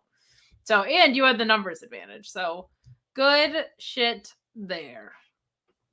Then we move along to what was, I thought, a really good match, but oh my god, I'm getting very tired of this booking. Willow Nightingale versus Ruby Soho. This ends exactly as you would expect because it ends exactly as we've seen. We get the bad girls with Saraya on the apron. Tony pulling Ruby out of a hold, putting her foot on the ropes, rolling up Willow for the win. Match was really, I just fucking love Willow, man. I love her so much. And I love Ruby too. I think I was not initially bought in on a heel turn for Ruby, but I am now. She, from the time that she delivered that promo on, I thought it's been really, really strong. I think the bad girls desperately needed her. I think she gave them an edge that they didn't have. I think she has mic abilities that not Toni Storm or Saraya lack by any means, but I think Ruby just has had, because she had the deliberate choice of the turn. There's just something more a little more vicious with her. I really liked the match. Anytime Willow pulls the straps down, I just love it. I loved commentary here, but I do miss when ROH has Caprice yelling pounce and what they do with Willow's matches. They just have like an extra layer there. My complaint here is, and we can kind of talk about the post-match. Surprise, surprise, the good girls come down after Willow already lost again. Like, this is just so fucking dumb. You know the bad girls are going to be coming down with two other people.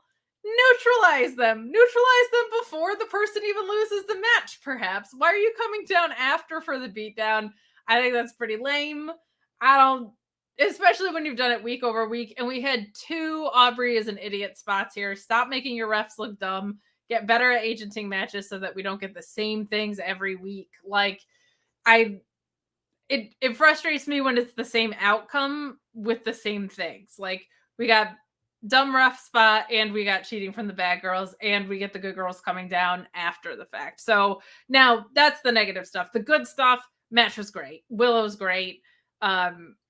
This story is progressing and developing. So even while I feel like they could do a better job of the execution here, I'm really glad that things have made sense. We're getting a ton of women on TV. Happy 1-year anniversary to Toni Storm and being AEW. That fucking rules. Saraya cracked me up when she was yelling at the cameraman about the wires too. I don't know if you caught that, but on the outskirts of the ring, she was like, he attacked me with the wires. That popped me tremendously. This has been fun, man. And like, I'm getting really high quality women's division matches on my screen. I just wish they would tweak them so that they could go from being really good matches to great matches. But Willow and Ruby have a trajectory. Like, it wasn't that long ago we weren't getting literally any story. It was just Challenger of the Month Club bullshit. So now they've been building it out long enough that people actually have histories, like Ruby and Willow having had a former friendship and being on opposite sides of things. Willow is tremendously over and a ton of fun. What were your thoughts? So before I get into my thoughts, I would just want to point out that SJ McDonald loves the Outcasts, so she can relate to them. So I want to say that we have crowd support. I really enjoyed the match. I'm with you on Willow. I mean, you're the one who sold me on Willow originally. Before I knew about Willow, you're like, hey, go check out this Willow. Willow's awesome. So anything Willow does, I'm a big fan of, and I love Ruby too. So it was great. I think the only thing that could have made this match better is just more time. Really, Sure. Yeah. A few more minutes, they could have told a little bit different, a little bit better of a story. But I think overall, with what they were given, I think they nailed it. I don't have any specific spots like I usually, because again, this wasn't a spot match. This was, I think, more of a story match, and I love that. Like, there was clearly a story of Ruby's a little afraid of Willow, and I liked that a little bit. Like, Yes.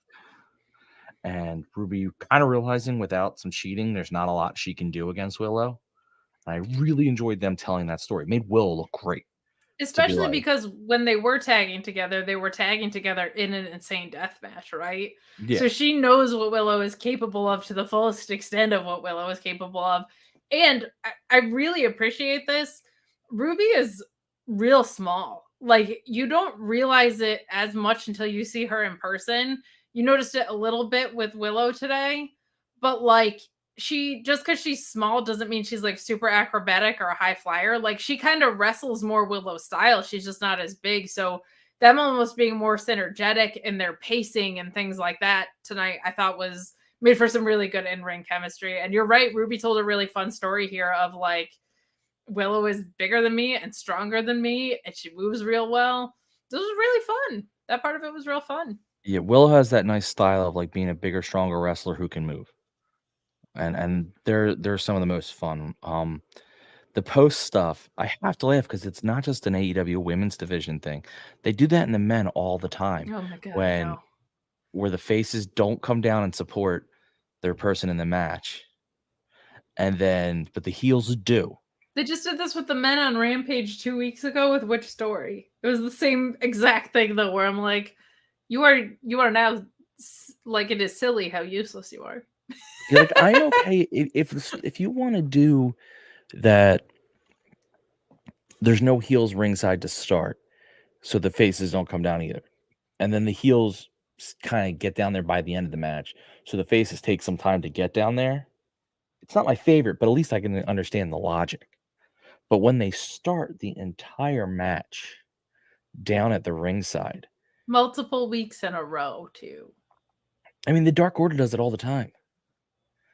That's probably literally actually They exactly what I was literally thinking walk of. out and then they walk back. It's like, wait a minute, What are you doing? your opponent is right there. Silliness, I tell you. Why Riho didn't have her pipe, I don't know. She needed her pipe. Obviously. I hope BTE has a story about that though, personally. That like, it's a shame that Danhausen is hurt. For many reasons, it's a shame that Danhausen is hurt. But I would love the Danhausen story if he accidentally took the pipe. Like, I just think that'd be a funny story. Like, oops. That is absolutely a Danhausen story. That's why I was thinking it. I'm okay with, I like Jamie coming down because that she's not done with him yet. So I like that there's, holy crap, when what is her finisher called? Ruby's finisher? Okay. No, Jamie's. Jamie haters. I don't know, the haterade. It's someone in the channels, but when she went for it and Tony Storm ducked it, the force when she like fell to a knee and hit the rope made it look awesome because it made it look like had she connected, Tony Storm would be dead. And I just loved that. Yeah.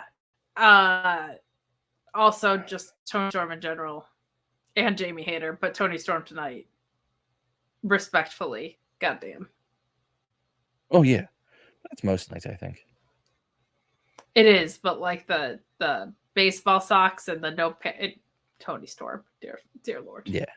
Dear Lord. But also Jamie Hayter. And running her off. Jamie Hayter, also, that was fun to watch her run her off. Like, they did a good job with that piece of it. So that brings us to the main event. Adam Cole, baby, returning to in-ring action after a 9-month hiatus. This absolutely fucking rules. I was so glad to see the reaction that he got. It was so well earned. And Garcia was the perfect opponent for him. The Panama Sunrise setting up the boom finish for the win for Adam Cole here. And we see post-match, right? We see Britt Baker come down and we see Jericho appear to come get his man, likely setting up an Adam Cole versus Jericho feud. What were your thoughts on the match? And then we'll talk about the post-match. I thought it was a good match. I mean, I think it was a well-wrestled match for Adam Cole's return. I liked the reverse out of, the Panama Sunrise that Adam Cole does, where It's awesome. Garcia somehow got a sharpshooter out of that. I just He thought just that was always looks like he's trying to win a match. It is the most refreshing thing. Like I don't know, and I'm not anti Flippy Doo, but my favorite is wrestlers like Garcia. Like guys who look like they're trying to win a match every second that they're in a match are guys who are for me. And also, I forgot to mention the "You're a wrestler" taunt chants are my favorite literally every time. Like it's they're hysterical to amazing. me. But I do appreciate like, and also like the reverse out of that was, and I say this as a compliment, was not super smooth. It looked real. Sometimes the overly smooth reversals make it look worse because it's like that's too practiced. Whereas this one kind of looks like he slipped out of one thing, rolled into another, and then had it. Felt much more natural. I mean, it was just beautiful, and I really enjoyed it. I think Adam Cole looked good. I think he looked healthy and happy. I loved his gear. The bright yellow was killing it for me. So I really enjoyed this match. I think Daniel Garcia was a perfect first opponent for him, especially with the post stuff that we're seeing where they might be going. But it was just, I think this was such a great return. And did you notice what commentary was talking about, by the way? Which part? They were mentioning Adam Cole's ROH history a little bit there. They did. I'm very excited about the possibilities there. And also just good on commentary for continuing to talk about ROH. I think people got fatigued by the ROH titles being on television. I think it's still very smart to promote the ROH presence. That's a really good call. But there's a million possibilities, man. Samoa Joe being down there with the TV title is definitely very interesting. Really fun stuff that you can run back with Adam Cole and ROH. And my guess is he goes from Jericho to MJF. Like MJF has the 4 pillars match. Jericho and Adam Cole doesn't have to be dragged out. And then you maybe see Adam Cole do some fun stuff in ROH. I think that would be a really good use, really good use of Adam Cole. That also might depend on Kyle O'Reilly. You know, I hope that he recovers and is healthy because Kyle O'Reilly was doing such awesome work by the time, like right before he got injured, he had 3 matches in a row that were just like, holy shit, this guy is good matches. So we'll see what happens. I hope the best for Kyle O'Reilly, just regardless. He's a fantastic wrestler, and spinal fusion surgery sucks. So hopefully he's okay, but I would love to see him aligned with Adam Cole baby once again. I don't know how I feel about the Jericho stuff. I feel like they did a better job, well booked and reversed and stupid. The pacing of the feud with Starks was much better. And it was also, other than being booked in reverse, the peripheral stuff with Action Andretti around it, I thought was a better like storytelling use of Chris Jericho. I'm wondering if something with Adam Cole is the thing that ends up breaking up the Jericho Appreciation Society. Like, I feel like because Adam Cole made his name in the Undisputed Era and knows how groups work, he could do a really fun job of untangling that whole group. So we'll see what happens. What are your thoughts on Chris Jericho and Adam Cole in a feud? I actually think it makes sense for a good first return feud for Cole. I don't, again, and actually in fairness, Starks wasn't, he had maybe more matches than we thought he should have because it didn't make sense that he would want to have that match with Jericho. But he didn't have what I would call a drawn out feud. It was only it was well paced. Yeah, it was just in reverse because he won and then was like, I still want Chris Jericho. And it was like, but you beat him, bro. Yeah, why do you need him? You just won it. So I hate who's doing this. I'm a big fan of. So I think it's a good first feud. It'll make him relevant. Not that it needs to be relevant, but it gives him a storyline, I should say, with someone you know who's always going to get TV time. You know, Jericho will be safe with him as he gets his feet back under him. And I'm kind of curious to see what they have to tell because it's not something I would have thought of. But like, listen, Adam Cole's going to go on the mic with Jericho, so that's going to be a lot of fun. I'm really intrigued to see what an extended face Adam Cole in AEW run looks like. He's very, very likable. He's a tremendous heel. He's a mini Shawn Michaels. He's running around like he has that Shawn Michaels thing, which I as much of a Brett girl as I am, I love that. Like he can be so cerebral in the ring as a bad guy, but he is naturally very charismatic. So I'm intrigued to see what they do with an Adam Cole face run. It'll be, I think, fun. I just hope it's well paced. I thought the pacing of the Starks feud was good. I thought it got told to reverse a little bit, but overall, that was one pay-per-view cycle, right? That's kind of a normal length for a feud, as opposed to an 8-month Jericho feud. So I will take it. And that's what we went home on, Ryan. I thought this was a really strong episode. They seem to be back in a really, really good groove. It was a little shenanigans heavy. Like there was a lot of outside involvement in a lot of matches. The Outcasts, Jungle Boy and Matt Hardy, right, had a little bit of it. Butcher and Blade, it all most of it all made sense, but there was a lot of interjection from people. But Kenny Omega and Jeff Cobb was so special on its own that absolutely ruled. But good stuff here, and a couple of news notes for you, not a ton, but we will give you a few. Obviously, the big one, CM Punk and his Instagram story. Said he had sex with Shawn Michaels on 6 of 7 continents. But before that, called out the company for misrepresentations of what happened in his view around the Moxley feud after Dave Meltzer posted on a message board about their feud. Punk said that he had never seen Rocky, which I think is the thing that people found most egregious about this, but essentially that he wasn't fully on board with the squash angle, not because he didn't fully agree with doing it, even though he didn't like it, but because he wasn't cleared at the time and he did not want to put his health on the line for another wrestling company, which I understand a little bit. And Moxley didn't want to lose to him. So kind of a reversal in their perceptions of this. I think the bigger frustration here is that I think this was something that, from what Mox said on Renee's podcast, that kind of leads into the next news and notes about this. Jon Moxley was on the sessions. He briefly addressed it in a really great interview that you should go back and listen to the full episode of, because just the sound bites that people might be pulling, there's a lot more to it than that.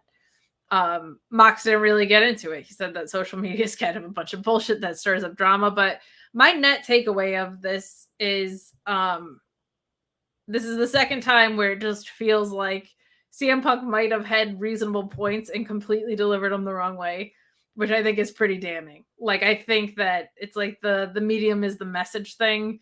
I think if that's actually what happened, it's a very understandable and reasonable place to come from. I think he got frustrated by wrestling media. And I think that it sucks that he went about it this way. I don't think he's going to give an interview because I think he views wrestling media as the problem, right? So that's just tough. That's a tough thing. It sucks that it went down. And it sounds like both of them thought this was something that was over and done with. And then Meltzer, not even dropping it in a report, but also dropping it on answering a question on a message board, kind of really set off like a bit of a powder keg here. I don't really have a lot of thoughts on it. I just think it blows. We had heard on Fightful Select that it looked like Punk might be nearing a return before this happened.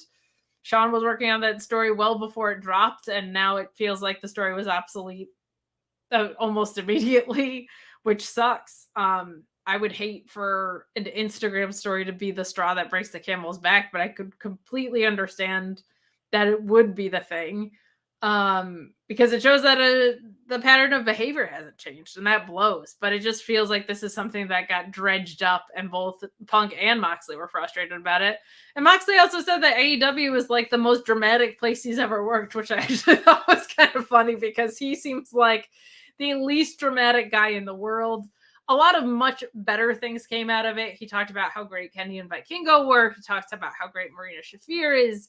I thought it was really encouraging to hear him talk about his sobriety. He revealed he was working there without a contract because after you get sober, you kind of have to go through a bit of a reevaluation process of things in your life. And he didn't want to commit to something long-term if he didn't want to be a wrestler in his sober life. And then he said, turns out actually wrestling and hanging out with my friends is pretty fucking fun. So he did want to resign, but he had the title while not working under contract. So a lot of stuff in the Moxley interviews, the sound bites that are getting dragged out are what you would expect, but I'd encourage you to listen to the full thing. I don't really have a ton of thoughts on it. I think it's ridiculous that CM Punk hasn't seen the Rocky movies, and I think he went about it the wrong way, which fucking blows. But any thoughts here? This could have been cleared up between the two of them in one half of a conversation. They clearly just saw it differently. They were both dealing with their own shit at the time, and neither one of them was looking at the other person's point of view necessarily. But in fairness to Mox, he's not the one who put it out there.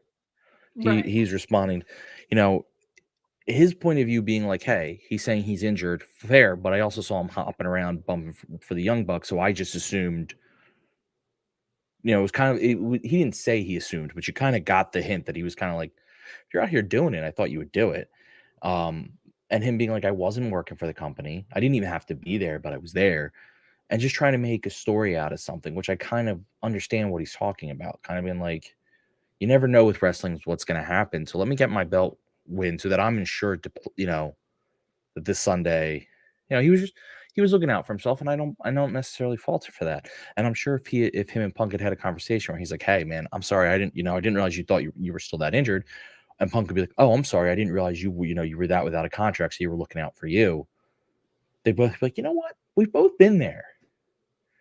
Like, that's my one issue with Punk, and I don't know him, and this is purely from looking at it from a complete outsider's point of view, is that as a complete outsider, I hear his opinion on things all the time. It's said in weird ways. It's like, man, just have a conversation with someone. Like, it feels like this entire thing could have been solved if everyone was just willing to sit in a room and talk. It Like, really here's my issues with you. feels like the Ricky Starks tweet of, hey, can all my coworkers just shut the fuck up for a minute? Like, it, obviously I'm like a super Punk mark, but like, it's so frustrating because from what he said when he came back, like one of the things he was most impressed about was the fact that the information about Brody Lee didn't leak. Like, he was in the hospital for weeks, months. Nobody said a damn word, and it didn't make out to the press. And now it feels like both Punk and everybody else, like it feels like it's more drama that, like, it must have all just been brewing under the surface and bubbled over or something, because it does feel like every little thing is getting pretty blown up. I think there's also a bit of the age of the company on that. When beforehand they were started, there was a lot of excitement. There was that new thing where they were all working together. Now it's kind of established, and you're like, all right, well, now it's back to me, and what do I get? And the one thing Tony Khan does that, and I'm glad he's this way as a boss, but it's kind of kicking his ass right now, is that I don't think he is as angry or punitive towards tweets and stuff. So he's not telling his people, like, it doesn't seem like there's any rules to be like, you come out and say this stuff, or this stuff keeps getting leaked, we're going to get you for it. Whereas I feel like at the other place, WWE, for better and worse, they tend to be like, hey, if you're going to start coming out, it's going to be replied in kind. Like, you're going to face consequences for this. Now, the downside to that is you call these guys independent contractors and then control everything they do. But the upside is you don't really avoid drama. You avoid these weird flare-ups of it. Their drama tends to be much more long-term, like... Well, it's just not as public facing. Like, there's still plenty of bullshit that goes on backstage, I'm sure. But there seems to come out later, like after it's over, whereas AEW seems to be coming out while it happens. Yeah, and I think in general it would. It's Vince McMahon, for better or worse, and I would argue usually worse, is feared. Tony Khan, I think, is respected, but I don't think it doesn't come across that he's viewed as an authority figure enough. I don't think it's a good idea to have working talent be EVPs. I think that's just a disaster from the beginning. I feel like he should have reined that in a long time ago. We to this day don't know what Punk's backstage role was. Tony Khan just kind of slyly slid it in there. We do know that there was drama with Cody with that. Cody, in as much, has said that he doesn't want a creative role again. He doesn't think he's mature enough for it, which I give him a ton of credit for and self-awareness for. But it is just a bummer. Like, it's a bummer that they were able to keep the important stuff private and tended to, and the bullshit is what leaks to the news. That's the one you would want. You don't want to compromise someone's health or their family's like private lives, but like at the same time, it's like you can't squash all the little shit. Like, so it's frustrating. I don't know. I have never had this much drama in any place I work in. Granted, we're not in entertainment business, not making this level of money, but I've worked in a business for a long time. Either I've worked with people I hated, we can get along, we get through it, and I've worked with people I've had issues with, and we've talked it through. It just seems pretty natural to me. Just be a That wrestling seems to be the unique place of, like, if we have drama, we're instead of and even above sports, above all other areas, it seems to be the one that's like, we're gonna make drama out of drama. Well, they kick each other's ass for a living, so I think But that's we part need of a it. cleanse here, so I'm gonna cleanse us real quick. Aw, big Brody Lee, little guy. Brody Lee, Jesus, Brody King. Brody King. Aw, little guy. spooky little buddy. That's awesome. Yeah. I Well, also I just thought we appreciated needed that Cody Rhodes said that the closest he's ever gotten to getting in a fist fight with one of his coworkers was Seth Rollins. Cody Rhodes also said that lying is the most fun you can have with your pants on. So I'm pretty sure he's lying, but that was just a fun thing that Cody Rhodes said in an interview. But that's it, kind of as far as news and notes. We covered Supercard of Honor. You can watch that, of course, on Friday. Looking very much forward to seeing that as well. Rampage is back in its normal time slot, which is also refreshing. We've got Forbidden Door on the horizon. Good shit, but feels like the weekly TV is back in the groove, and I love it. Ryan, tell the good people what you're doing on the old Twitter machine, would you? I'm tweeting. Hey, Funny. You can find me every Monday and Tuesday at Mark Order Pod. I'll live tweet Dark and Dark Elevation, and then the rest of the week you can just interact with me. As long as you're not a jerk, I will gladly. And if you want to talk about wrestling, non-wrestling, I mean, if you want to talk Dark and Elevation, I'd be really excited for people to start engaging me about that. It just doesn't, but we'll see. Yeah. What about you, Kate? Well, this week's a little different because it's WrestleMania week, so I am actually going to give my plugs a little bit of love here. But tomorrow you can catch me on the ROH show. That's normally a handoff to an Impact show, but because the Impact has multiverse, we will not be handing it off to them. And also, Reg is going to be out. So my usual co-host for that show is out. Mike from Indeed is in, which is pretty fun. Friday, normally I do AW Rampage and SmackDown. However, this week I'll be doing the Supercard of Honor post-show. Extremely excited about that. I'm going to be joined by Kylie, which rules. Very, very excited. Both people from Fightful Overbooked that you will be able to watch on the main channel. Saturday, I'll be doing Stand and Deliver post-show on the Fightful main channel. And then nights 1 and 2 for WrestleMania, I will be behind the paywall at Fightful Select with Alex Pulowski. Sunday, I'll also be doing, at some point, probably around noon Eastern, Joel and I will be doing Kate and Joel Call It in the Ring. It'll just be a WrestleMania preview and a recap of night 1 as well, and then back into it with my usual schedule. But most importantly, April 7th and 8th, I'm going to be at Excite Wrestling in Horseheads, New York on Friday, and then in Johnson City on Saturday. We're also going to be doing, and this is an exclusive because I got the graphic, Ryan. All right, just tonight. We're going to be doing a little bit of a media scrum on the 7th, and I think probably on the 8th too. But before the show, me and the ring announcer, Chris, who works for WrestleNomics, we're going to be talking about wrestling media, and hopefully we'll be streaming that as well. So very excited about that. You never know what can happen at a media scrum. I think we are all very much aware of that. I'm going to have my muffins. I'm going to have my spin drift. Got to bury Mike Skyros because he's a punk ass bitch. It's going to be fun. It's going to be a good time. So That's where you can check me. You can also find me at Miss Kate Fabe on Twitter. You can catch Ryan on Twitter at MarkOrderPod. And you can get, of course, everything else you need in our link tree on all of our social medias, prowrestlingtees.com/MarkOrderPod to buy t-shirts. Request them stickers as well in the link tree. Thank you so much. This was a really fun show, guys. All right, so hold on. Wait, Jesse Ozog, it runs at the Arnott Mall. Just so you know. It runs in what used to be a Sears. You know Horseheads, New York? Damn. Deep cut. The deep cut. All right, people. I figured it out. Goodbye and good night.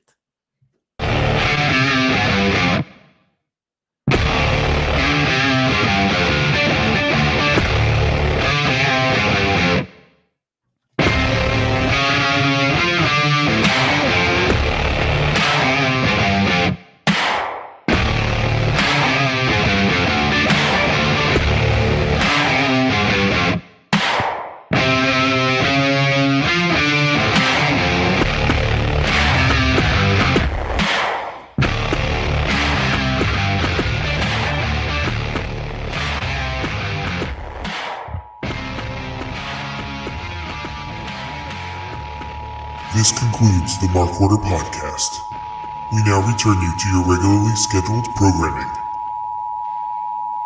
Join the Mark Order.